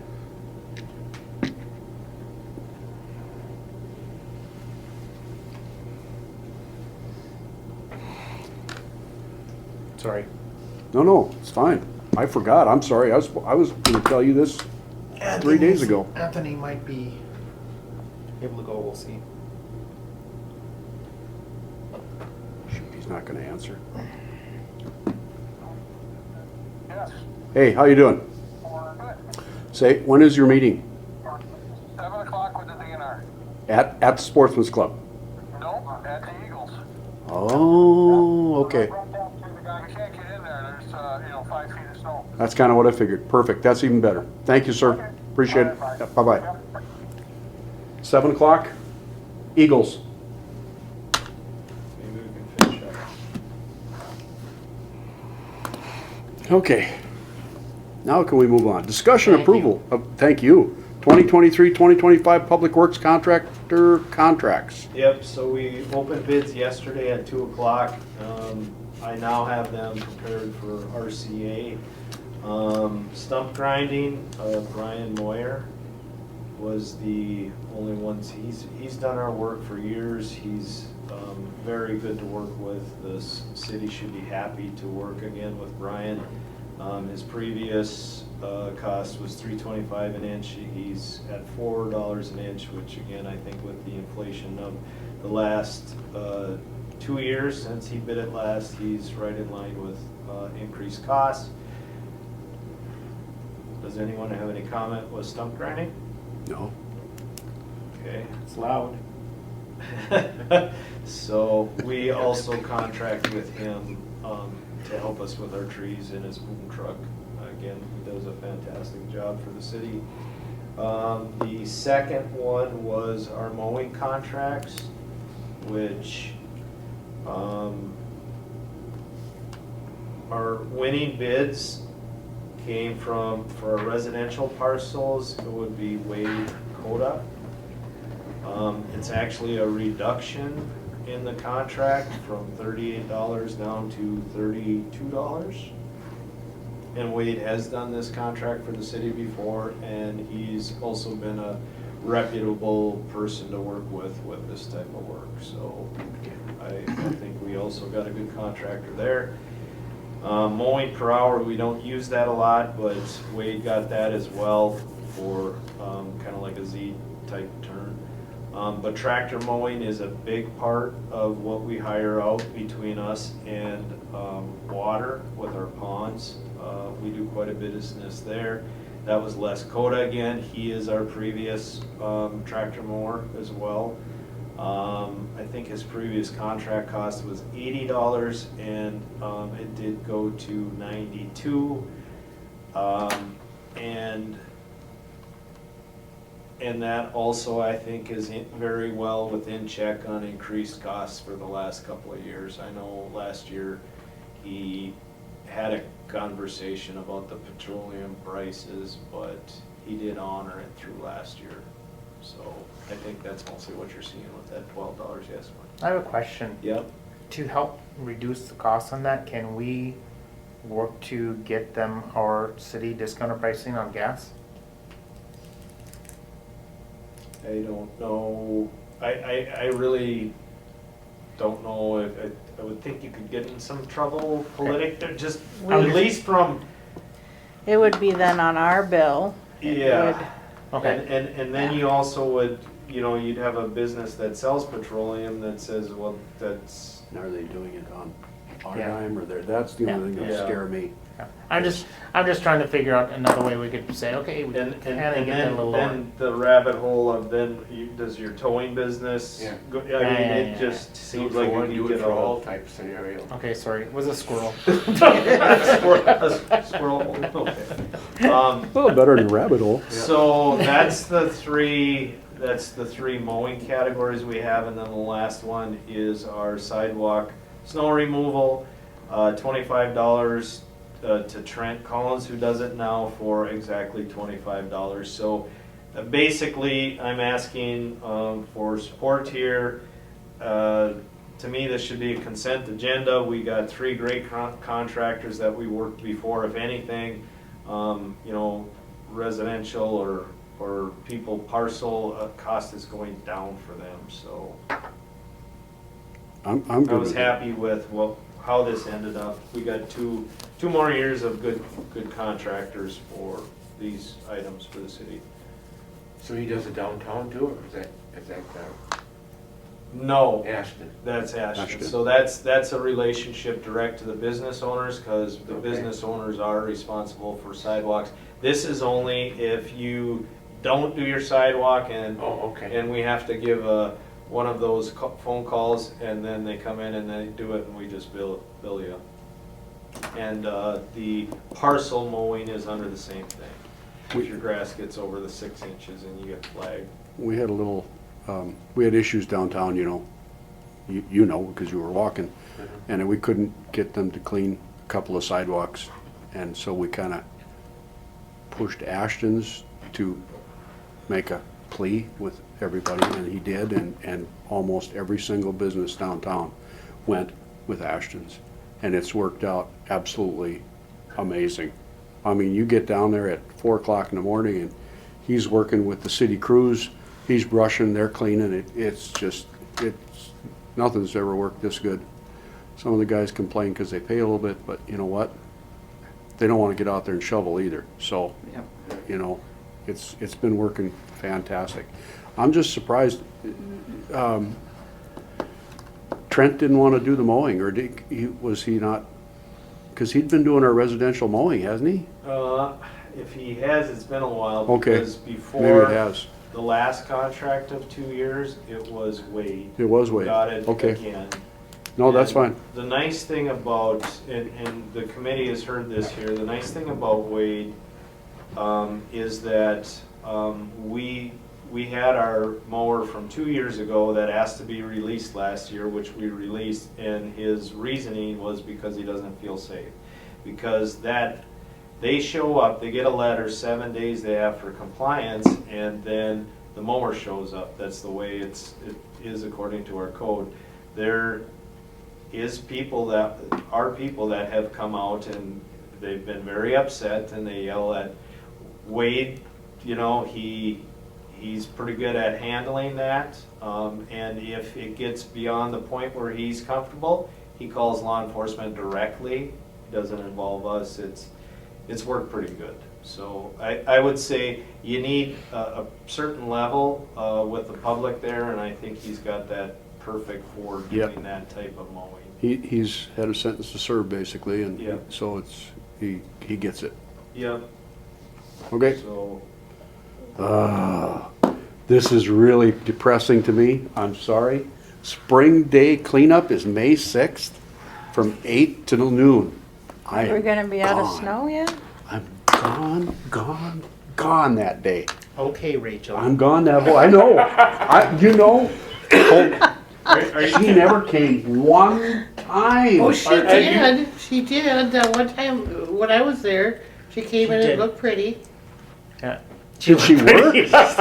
She didn't work. What do you mean Okay. by Okay, there was one time she came, but she was one of the drivers that came in and dropped stuff off. That's right. That's right. Yeah. Oh, that's not even fair.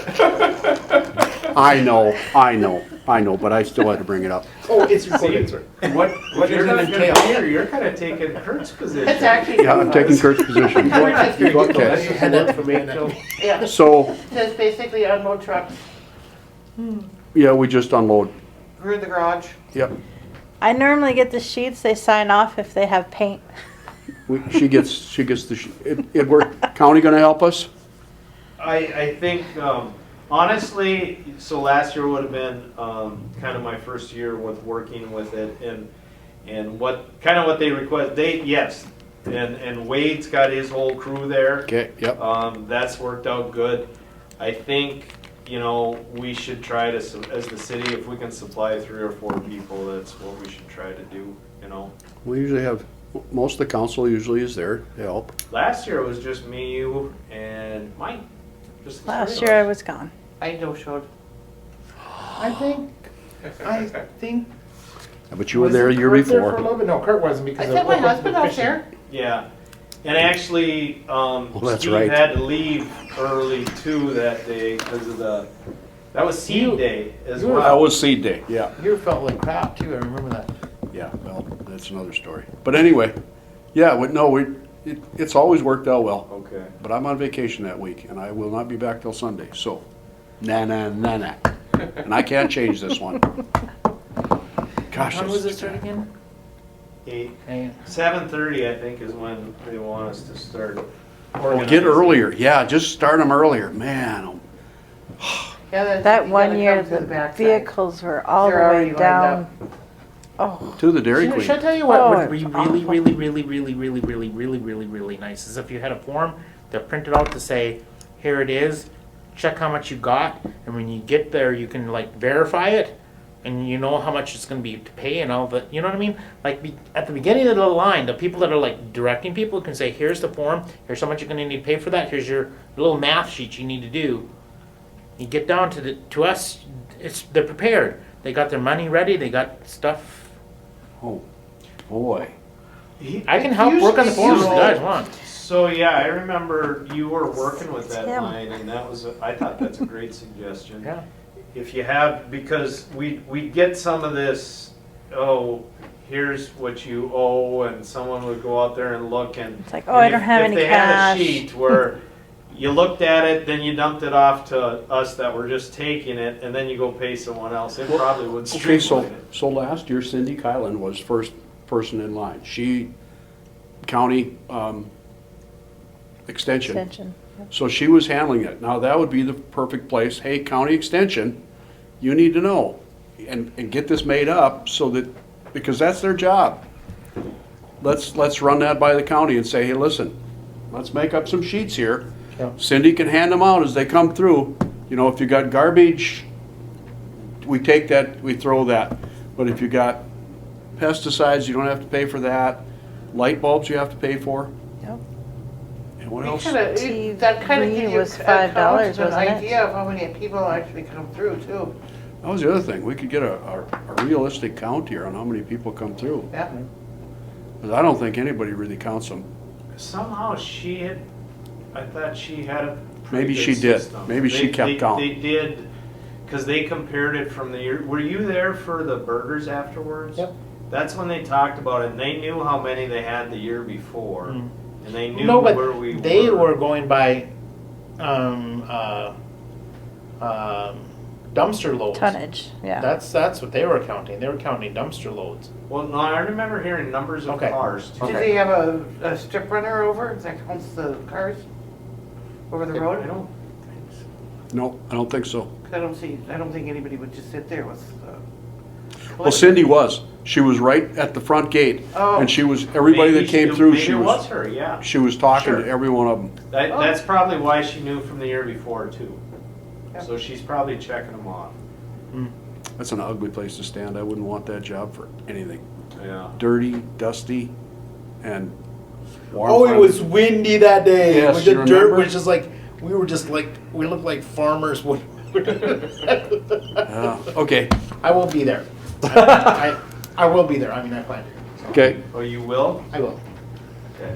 So I marked myself are down. we bringing that up? You want that listed under informational Yes, items? no, it has to be brought up. Everybody needs to Well, we know. can list it under informational so it's discussed. Okay, I'll bring or it up. Does that work? Yeah, Okay. Yeah, because they need to know that there's gonna be a quorum of council members. yeah. But it is a public event, which I think Right. you're cleared for. Oh, yeah, we can clear that, but it's Yeah. just, I want the April council can to stand know. by us all day long if she Yep. wants to. I mean, there'll be, just letting the public know that there'll be multiple council people. And the out there. more the merrier. I'm trying to write notes for her because I'm on the bus tomorrow for Day at the Capitol, so Oh, that's right, okay. I won't be Oh, there. something else I was supposed to bring up. Is he on KTRF tomorrow? Who? The mayor? For what? No, he's on the calling in bus. and I'm going Oh, up is he there. calling? Oh, Oh, is that how it's gonna work? okay. So we should listen and giggle at you tomorrow? Yeah. I'm gonna listen tomorrow again then. Yeah, it's always good for a chuckle or two. Okay, sorry. Other, Greenwood Trail ski grooming contract, Joey Hallstrom? So he had contacted me, and this is more the, what would you guys like to do? He's got, I don't think we've ever hired him before, but he has one of those groomers. I think at some point we borrowed one from Articat, right? And I don't know if they kept any, Michelle, or if this is the one and now he owns it. Or He what? probably took, when he left Articat, he probably took the groomer with him. Okay. So I don't think we have any more groomers, Was he the one that would have done it for us before too? Yeah, possibly. Is it? Okay. he's the guy that did it before. So he pretty much just said, if we want to have him groom it, he'd charge $500 a year. That's not bad.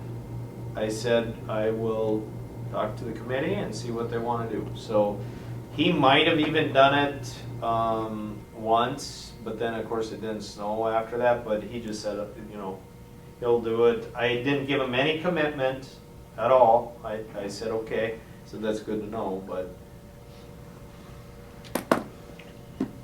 Any thoughts? $500 is not bad. Where do they go with it though? Yeah. Do they go into the woods too, or just along the walking path?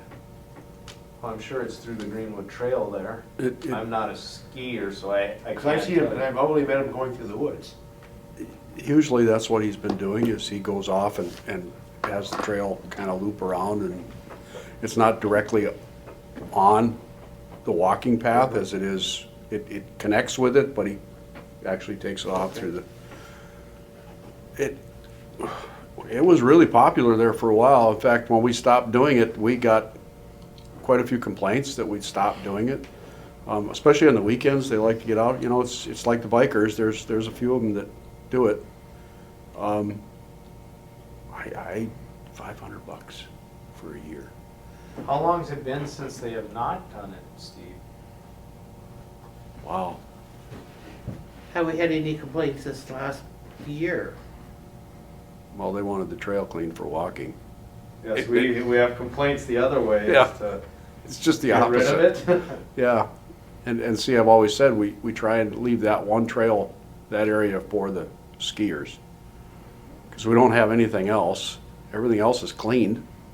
And we do advertise it. Now, I'm not saying you can't change your mind, but we do advertise it as a cross-country ski trail, so if you... I've done a you- cross-country- You'd almost need to take it out of our information on our maps and everything if you're not gonna... Good, a question on that. Do you Again, have to I'm- groom to cross-country ski? What's I don't that? know. Do you have to groom to cross-country ski? No. I mean, my neighbors, and I used to, and we just break trail, you can do it without it. We use the river. Once the snowmobiles have gone by, you've got a packed surface, so then you can go. That's really what you're looking for, is something packed, because it's tough to go through the powder all Do the they time. have trails behind Northland? They used to, but that's gone by the wayside. Because now we're upsetting the apple cart, because we're cleaning those trails on the south side of everything. So there's no way to get there anymore. They used to be able to come cross-country, basically. Now they'd have to come up the river and step up to get up into the woods and use the trails, which they could. But I don't know, $500, do you want to keep ski trail open, or are we gonna just, if we don't keep it open as a ski trail, we are gonna have to open it up for walking, and that means we're gonna have to clean it for walking. I guarantee it. And I can bring this up again. I wanted to let you know that offer is out there. Don't have to make any decisions. This is the person that is, we can talk about it, Okay. we can talk about it in October. But in October, I would maybe like to know how everyone feels. Let me do a little asking around Yeah. and see, because I know a few of these guys that do it. Yeah, Let me okay. just see That's what a the good interest idea. actually is out there. Another question, I know Oakland Park is closed in the wintertime, but I mean, couldn't that one be a good one to just do that, groom that one? Absolutely. Sorry, then we Good would one have grow to, there. we would, what's that? That would be a good one to grow. oak. And honestly, you would not have to walk up very much for that one, Right. you know? Be kind of rough going down the dam, but Water skis instead of, and there, okay, yeah, we'll, let me do some talking and I'll get back to us on it, okay? Carnegie Library use? Oh, yeah. Uh-oh. Because all of you serve on different types of boards, and I don't know who's on what, I do want to bring this up. We've had some changes in some of the use at Carnegie. I want to talk about it and get your feelings, because right now we have two renters in there, and one is the Chamber of Commerce and the other is Visit TRF. And they have been in there for a while. And traditionally that building has had a few different renters, but it was always where the downstairs meeting rooms were not part of their rent, and they were actually kept for us to have the ability to rent them out. We had Gracewind Living down there. We were losing money, but we were maybe close to breaking even when Gracewind Living was down there. Now that Gracewind Living is gone, and we have done some stuff with Christine and Advanced DRF for that one particular building, but we got some, I would call it a little bit of people using our downstairs without my knowledge last year, and it kind of snowballed. So those groups are Bike TRF, and Falls Under 40 is another group. And I do think that they probably got a little direction from our renters that they could use those rooms. Because what I had done for the past year is I had let Chamber, I had let Visit TRF use those for their board meetings under a request. So you could use it for the board meeting. And then it just seemed like it somehow kind of got out of control. And trying to rein things back in, but at the same time, where do you want to be as a council with that stuff? Because of course everyone thinks those are great meeting rooms down there, but at what cost to the city? Is the I mean, it question costs to mark. flush the toilet and. Well, it costs to have Roy go in there and clean it is my thing, and when I talked with Glenn with Bike TRF, I said, you know, what's interesting is you're requesting to use this. I said, I see you a lot, I work with you on a lot of things, you've never asked me. Why are you using it? Who gave you that advice? You've never asked me. What do you say? Everyone's getting in a little better check system, because now I've got Roy locking the doors down there, but they are now sending the request. The whole thing was even Chamber of Commerce and Visit TRF were supposed to send their meeting request for their board meetings to Ashley. And then when they changed board directors, even though I had a conversation with both of them, including the day that their budget guy was with Visit TRF, so there was even a witness, I said, you know, this has never been included in your rent, but it was just, the requests weren't there, they weren't run through Ashley, and anyway, so we can either kind of harness the whole thing. You know, I can tell you that they never did have those, but sometimes things snowball too. But I also know it'll be at, if any of you are serving on the board for Visit TRF or the Chamber, that's what you have to communicate here right now, is where do we as a city feel like we need to be for public meeting space, is my thoughts. Do we provide that? Angie's got Toastmasters here. So one of the thoughts is, if you went down that road, then we put everyone over there and make them all share. I don't know, but there's other options too. What does the county have available that's free for these groups? The library, all this stuff should be, just because, why keep opening more and more and more? Well, and they No. don't have normal open business hours. No, I know. They're open from 11 to 4. So then they want a meeting at 9 o'clock in the morning. Building's not open. Yeah, and then the other kind of thing is the upstairs of that building has a nice upstairs. Kind of the commons, wasn't that always, and that's probably where some of this started, is if the chamber is inviting groups up there to meet and it's supposed to be in the upstairs, how did they ever start going downstairs? Did someone direct them?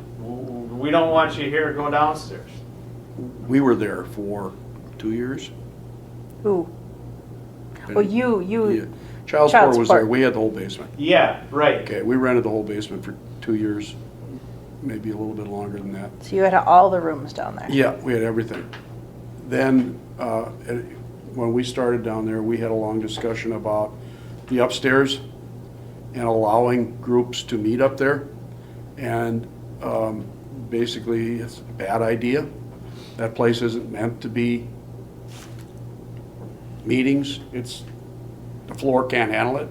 It's cork. Okay. It's just gonna get destroyed. So when we moved out, then they took the room back for a meeting room. It was actually my office for a while. So it turned back into the meeting room for whatever. But again, it was supposed to be, well, we hoped, we rented out the other office space, it would be their extra space that they could use for meetings. Because that one office isn't very big. Now, how did Bike Thief River get down there? I got no idea. Well, I've got a good idea, really Okay, good idea. I do know that CVB meeting, it was down in the meeting room downstairs. The which we one? volunteered, CVB Convention Visitors Bureau. we volunteered to let Advanced Thief River and, And they have the room. I know, And they're, they've They're got the downstairs, small though. room. that's just that little office. Yep. And they check it out. Advanced Thief River uses it and CVB. Christine. And Christine. hmm CVB too. We had a meeting. No, it's a there's a little. There's a little office off to Oh, there was a good sized room we had. Yeah. Yeah. But there's this little office that Advanced Thief River and Christine Anderson use for their appointments when they're working here in town. But that's, I don't know. I mean, the county is gonna have 2 meeting rooms upstairs now on the top floor, but I gotta be honest with you, I don't think it's gonna be, they have the really nice break room in the basement now Right. that they do actually allow people to have meetings in. You can meet in the old boardroom in the county building. It's not a bad place to have meetings. You just have to go in and sign up.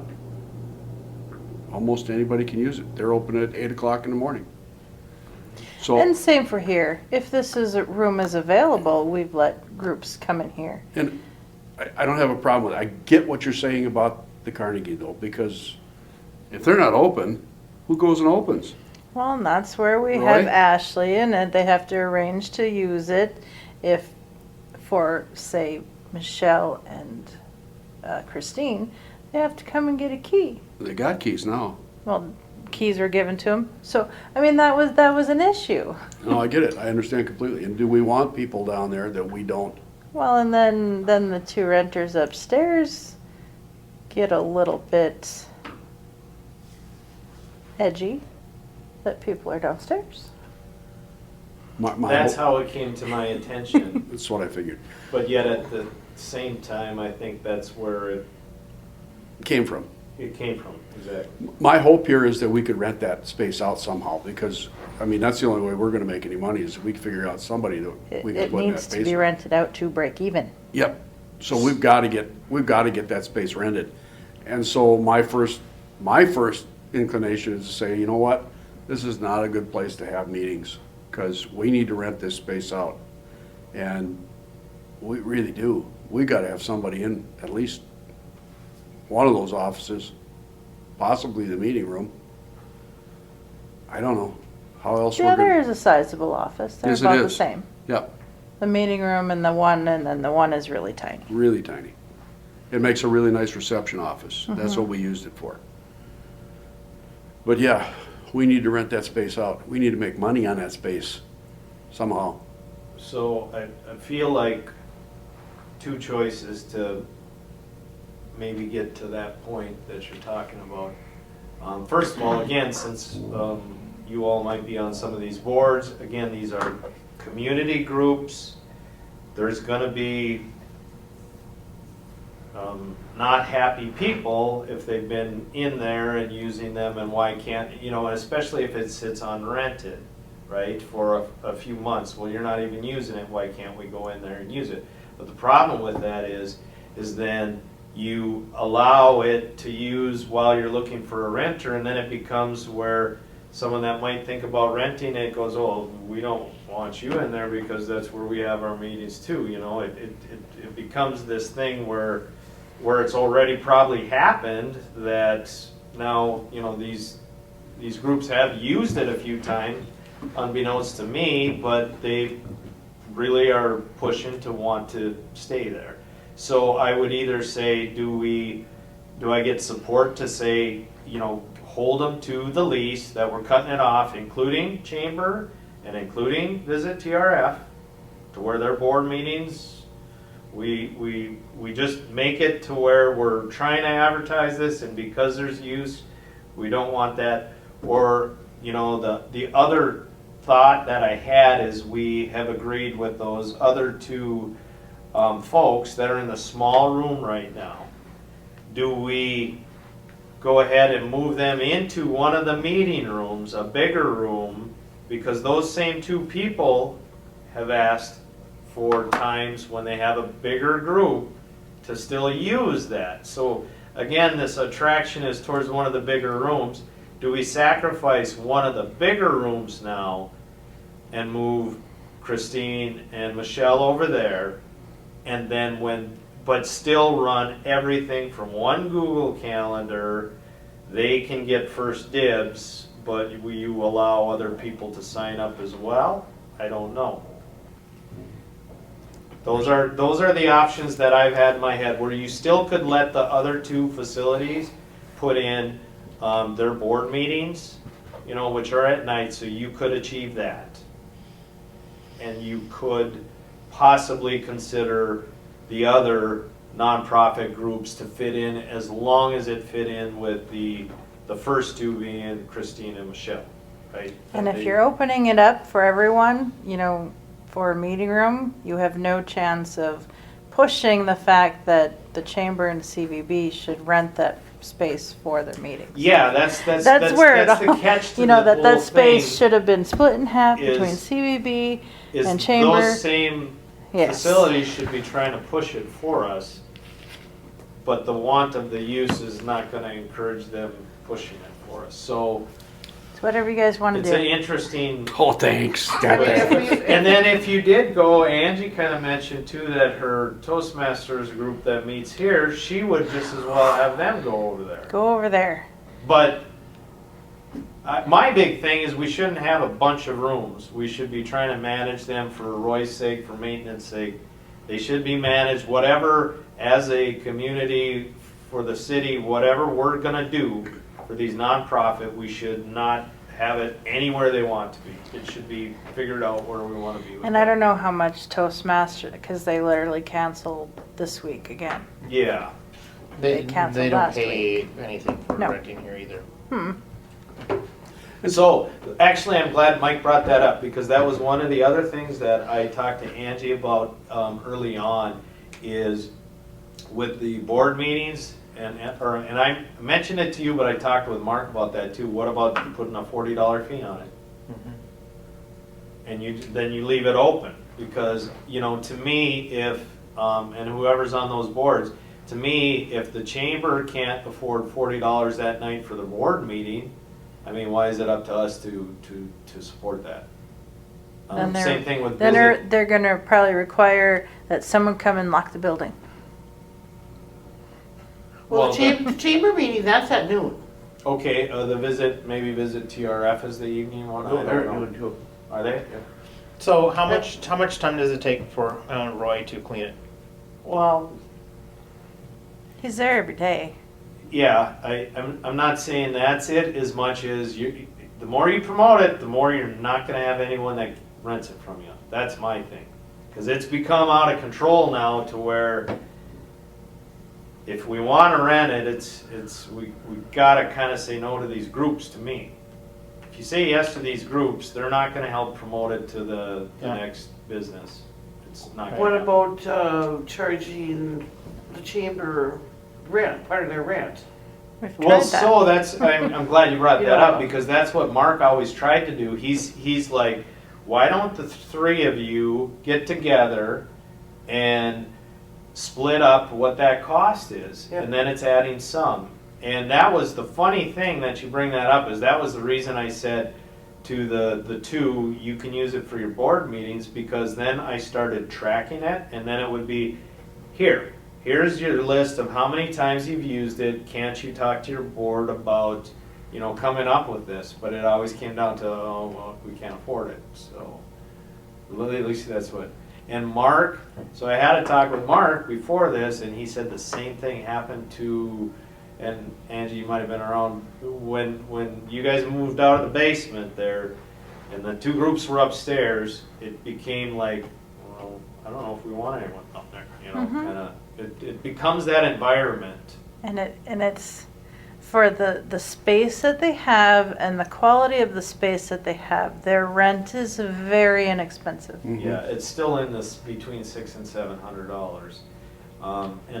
And I think you either know the people or you're active with. Now we also had, like when it came to the roof, we had the group that, I don't know if it's the Historical Society or if it's specific to Carnegie, but that's another consideration too of why I wanted to bring this up, is because what they have some thoughts of wanting to provide public space, but then again, what does that mean? Maybe they would contribute to helping us break even. I don't know.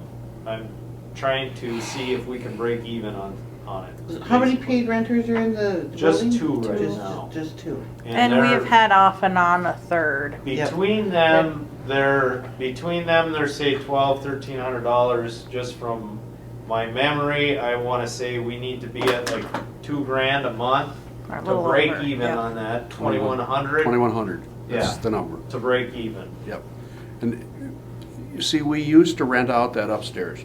For evening, we would have, There would be Weddings. special parties Yep. and Yeah, and bridal it sounded showers. like that was Oh. definite It- mess. Nice. beat up Nightmare. the upstairs so bad, and it just, it's where we used to have the, The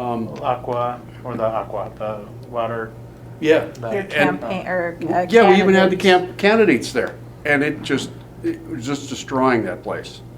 And we decided, that's it, we cut it off, nothing more upstairs. I mean, you've got the two They're still rent. not happy. Hmm? There's people still not happy. I know, but we had to do something, Oh, we I know. couldn't keep up. And it's. I mean, Roy was spending, he'd have to go over there and he wouldn't be back for Yep, 4 hours. So that's why we cut that off. yep. When we were renting it, then of course, when the county was renting it, then it made it worthwhile, because then you could pay Yes. Roy to be there to clean and, We need a nonprofit. yep, and that's the other Because thing. then the space isn't taxed property tax. You have a profit business in there. The square footage that they're in is then charged property taxes. But, My thought is, but can I ask the question, because we have been sitting for 2 years waiting for that. Mhm. What is that cost to us versus just renting it out, adding that per square foot charge on there, and see if we can get a real I paying mean, right now renter? it's not rented. Right, but I that's mean, what I'm saying. Then is we're not charged tax. Right. What is the per square foot charge for each of those rooms? I have the square footage of each of those rooms. I could take that, I could add it on to what we're looking at, for tax-free rent, and if we got a renter in there, then we're back to breaking even. Right? I mean, because I feel like we're not gonna get it. We've been sitting here for 2 years and we haven't, we just lost Graceland. We were kind of probably. And they were at holding on. half. I don't think they even paid a full. Yeah, that small room was They like had a, 350 or yeah, something. they got Hey, special don't- deal. And do they pay anything for that other middle room that they have? Because they've got the one on this No. side, this side, and then they got that. That was in the lease agreement. They get Free that for space? storage. Huh. Yeah. Talk about hoarding. Okay. We need to break even on that building at the very least. So in order for me to get internet, they need to turn the mics on. So, yeah, So, I don't even care if it is a nonprofit. I still say, if we can get somebody in there to rent it, that's what we need to do. We've What do got you to say rent if that we building. can't? That's what we're really talking about, because we haven't had someone that's nonprofit knock our doors down to open them. We lost a renter, so I'm not Chris expecting McLean was that down to there for a happen. while. We've had That's odd what I'm people asking. down there. Do you allow the nonprofits in there? Do you not allow them because, and then what type of way can we, again, encourage those people that are out there to get us a renter in there? Because it's a great facility. Great. You've got a huge parking lot right there. If you're any type of business, I did have an organization in mind that I really pushed, but I don't think that's gonna work out. I should have broke that to you. Do you know who I'm talking about? Nope, but I'm telling you this, the county wants to use that parking lot What parking lot? by the Carnegie. They're figuring they're gonna make use of that parking lot. Oh, really? Yep, For what? for the parking that's gonna occur when they put social The services additional on the third 40 floor. people that they're gonna put in the building? Oh, and Okay, they so wanna can put- we lease the parking lot and pay for our rent? Well, that's what I was, Everything else to go with it? that's one of the places they plan to park people. couldn't they use the one behind the old arena, or is that not enough spots? There's not enough spots, not half enough, not a quarter of enough. The It's old full arena right needs now. to go away. With just 5 or 6 workers, it's full. It's gonna be horrible. I don't wanna be there. So I was trying to get the SHIP program in there, because they're closing, they currently have run out of, they're folding. Oh, And but I think the county has them locked in on using their facilities. well, and I'm of the opinion that, well, we gotta get going here. Anybody have any opinions? What's the address of the Carnegie? 101, no, I'm not 102. 102 Main? Because the courthouse is 101. 10, If, it's either, oh, what's the county? You know, it's 10, Have to be It's an even 100. number. Even 100? number. it's 100. Because it fronts Main, so it's 100. Or else it's 102. It's 102 or it's 100, one of the two. Scott's right, it's on the even side. While you're doing that, can we move on for just a second? 'Cause Yeah, we can, and here's where I'm sitting is I'm making, the doors are staying locked now. Oh, what was that? The, Oh, the okay. doors are staying locked, but I do have a calendar that I'm allowing to go through. Ashley, we're allowing some of that as a phase down, but they know that at a moment's notice, if we get a renter, all of that ends. But I just also think that that's not encouraging the right group that could rent from us either. Just allowing I know. the uses of that. So I wanted to bring it to, I wanted the Okay. problem solving to help start. That's where And Trek meets too. So when were Where? you still in there? At the Carnegie upstairs. what is it? Trek. How What many is years has that? it been? Three Rivers It's next been door. 3 years, 4 years, So that's another 2018. one. How long has that been going on? Oh, I've been there since There January. still Been must there be a since space January. that's, And that's upstairs was though. that, Yeah, it's not, it's. oh, that's upstairs. Yeah, that's upstairs. Okay, that's different then. we're they're paying not That part we $740. haven't ever monitored, Oh, as okay. long as it's upstairs, right, with. I need to get my team over there because that monitor, I don't know what in the world when it changed hands, they got some computer sitting in front of that monitor and went, what the hell are you doing? It's like, it's not supposed to be done that way, but, so I'll have to have, I need to have my team over there and take a look at it, because it should not be done that way. Yeah. While she's getting us ready, Northrop Outdoor Rink closed, is that just information? All of them are closed as of now. That's the difference between the time lag of when this goes in. Supposed to be like 40-some degrees and rainy next week. Yeah, so they're all closed. Don't hold your breath on that one, okay? Hopefully it doesn't rain when it's 40 degrees. Yeah. It's some of this snow. How many people have a lot of others? I have others. Go. Talk fast, no squirrels. School sign again. They still have one other sign. Is anybody talking to them about getting that yanked out? Yeah, they were waiting till spring. They're They were waiting for till spring? The Okay. the extra sign out at Challenger. Okay. They gotta get rid of that sign. It's gotta go away. The big Oh, brick one. the cement. one Yeah. or whatever. No, they got Why are the the brick one. microphones so loud? Besides, down it's, there, and far it's away? They're on. they're not in they're a violation of the ordinance, Yeah. and they're. Not close. One other thing, when we're looking at code during public utility, or excuse me, during the utilities, Tomorrow um, at 4. code review. Speak. No. Pardon? Nothing, keep going. Okay, code review. There's one area in here that was a concern, and that talked about trash transportation. It is against city code for people to transfer trash from one, with the exception of a written formal, like, you are approved to transfer trash, which I'm not going, yep, I'm in violation. Correct. If that indeed is the case. Unless you can send me a letter and saying you're okay Yes. with it, so. I was gonna, so We got having straight. gone through State Avenue. Can you make it? Yes. Can you? I would say that I'll that be is, there. that is how cities, not just us, all cities Yep. can have trash collection as a required thing. And then I think you need that as supporting, so I don't think it's the act of you transporting it to here, because you're paying your trash bill. Yeah. Well, I just You dump were it in doing it plain because bags. the truck or whatever, right? So, Yeah, yeah. Until your truck can stop. do I need to get you a letter? Yeah, well, I'm just I like, can I get you a know. letter, I just- because you are a customer. Yeah. And I That's get, I get that I'm a paying customer and it is in a bag. I just, Mhm. until the garbage truck quits pooping on my driveway, I don't wanna have Right, yep. garbage picked up on my, cause it slopes down and it just goes, and just pours out on my, No, yeah, it's gross, it's pretty gross.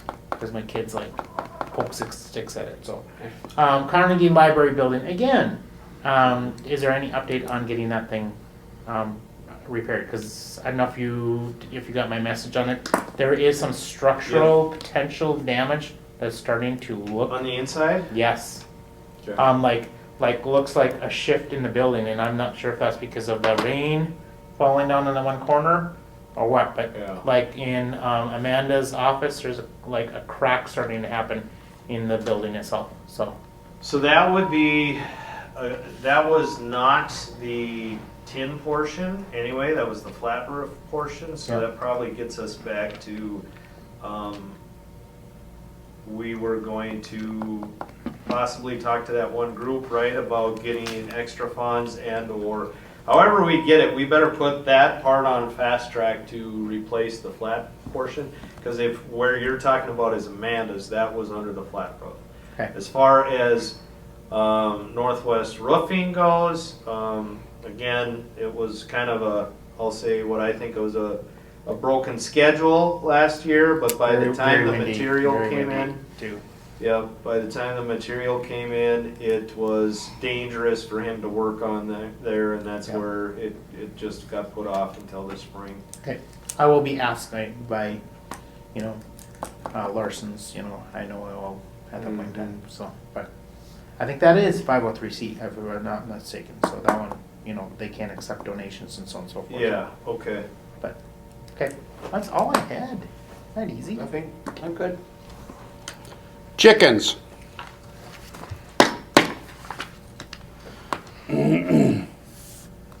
That one. Who is gonna inspect the property?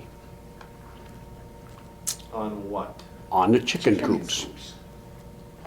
But we don't even have the training thing out there yet, or? It Yes, is. oh yes. We have 2 permits. We have 2 applications for permits. So we need decisions on how this is working. Now, public safety, after a little discussion, wants us to use our building inspector to go and do this. Our building inspector is an extremely busy person, to say nothing of what it would cost to send him over there for half an hour to do this inspection. I told him I didn't think that was a good idea. They said since we had discussed it previous, they thought it should still be that way. I personally think this is a public safety issue. This is more for the law enforcement to handle. I think it's like a dog permit and all the other stuff that happens, it makes more sense to say, They don't figure Passes. they can do the measuring properly to get this done. I'm asking you what you think.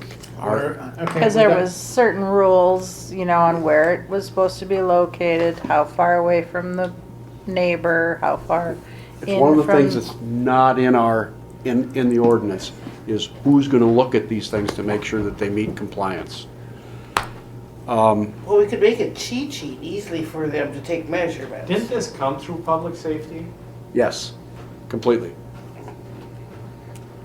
My thought. Wasn't it their recommendations and all of that? And if it came through public safety, shouldn't they be the ones that are dealing with it? That's my thought, yes. That's where I'm at with it. But I'm not the best one to bring this forward because I voted against the chickens anyway. Yeah, So- and that's where it's interesting is did all those, when the vote was taken, did everyone take into account what was going on as far as the responsibilities for that? No, because No. they were quite surprised to get the permit applications Because yesterday. it's, you know, it is, Not yesterday. it's one thing Monday. to, I don't think the police understood that this is, like you said, this is like getting a dog permit here. You're giving these Yeah, but are people. they current owners of chickens in town that is actually complying now? No, that's the other problem. mhm. One of the people that applied for a permit was here at the city council meeting. You want me to say this or what? Go ahead. Okay. And she has 6 chickens. You're only allowed 4, okay? You're already out of compliance. So the police wanted to know, can we issue them a permit then if she's already out of compliance? In reality, no, not unless she's gonna get rid of 2 chickens. And they're her pets, so what do you do? What's the, Yeah, I know, I'm, Didn't she have a larger lot though too and stuff like that? no, sure, lot's not that big. It's just, She'd have to file for a variance, wouldn't she? I don't know, I don't know. I'm baffled on this one. My biggest problem is, I don't think we can send our building inspector out to check all these Yeah. chickens. I think we should I think we better bring this back and talk about it and get something put in there that says, here's what you have to do. Draw it out on a piece of paper, make your measurements, and turn that in as part of your permit. If that meets the ordinance, then we'll issue the permit. Then we'll send it to the police and say, okay, here you go. Right. Now, if there's a problem, if there's a complaint, here's what you can use to settle that complaint. If they haven't followed the ordinance, you can shut them down. If So I yada, yada, yada. believe that in the application, it's word, not diagram. You I know. it's- Yeah. That's the it's- problem. They need to be able to draw it out. Should have it drawn out so they can see. Yeah, so we need to change that. Well, and I don't know Couple how- photos. In the application process, how they're gonna do that. I don't either. A line or Well, satellite. because photo. the application was not in the ordinance, the way the application is worded. So the application can have on there, you must submit a picture and or diagram. Well, she has pictures. They have pictures. They have pictures. But you have no dimensions. It's of in what it there. is. But Don't in you the think ordinance, dimensions- it's specific wording on distance from neighbors, distance from property line. Well, the person that's filling out the permit, they should be able to take measurements of where the chicken coop is to And- where their neighbors is. See, and that's my suggestion. They need to take those measurements. They need to write that down on the application. If I shut this off, I'm gonna lose. Can we talk about this? Yeah, I can quick, shut quick, off the- quick, talk. Well, this is the Carnegie in 2022, so this would have been whoever was in there in 2021 of January, then 22 bill, they had $740, so this is, but we would have to, you'd specifically have to call Carl and see what the square footage was billed on this. Okay. Because this is 102 Main Avenue. Yep, okay, I figured it was 102. All right. Yeah, I would just change the wording on the permit. So. I think that's what we should do. But I would ask. But we I have would- 2 permits already, and what do we that's do the with them issue. now? We I got would, I two. would, I would say that those permits, no, I would pass it back to safety and say, those permits need to be reviewed and a correction needs to be done. I mean, sorry. Why there's is a- there 2 permits? Because They applied. they applied. Oh, We got 2 people oh, applied. That's- Yeah. there's only 1 form for the. Yeah, but there's 2 people that have applied, and we. Yeah, but going forward, I changed the wording of the permits I gotta shut this now. up. You know, for the 2 permits that we got here, we already know one's not in compliance. Yeah. They don't know what to do about it. So it's the Minnesota Extension Office or whatever. They already have their training. Apparently.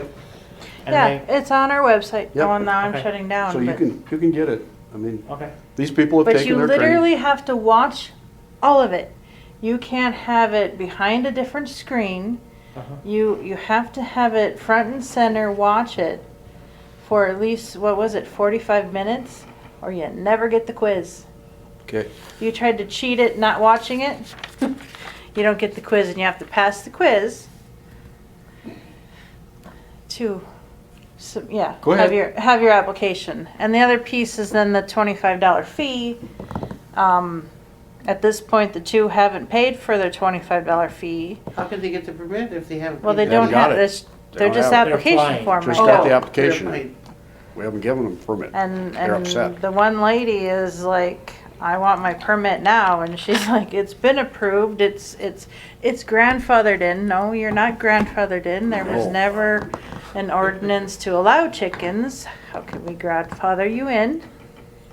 You were illegal up to that point. Exactly. I should have sent the police over here that night you said you had 6 chickens in I your know. yard, because we would have been in full compliance with the ordinance to take those chickens and you've been gone. But So that's a good question why that didn't happen a year ago. Yeah, This all started with something I know. out of compliance out of compliance And- people. and,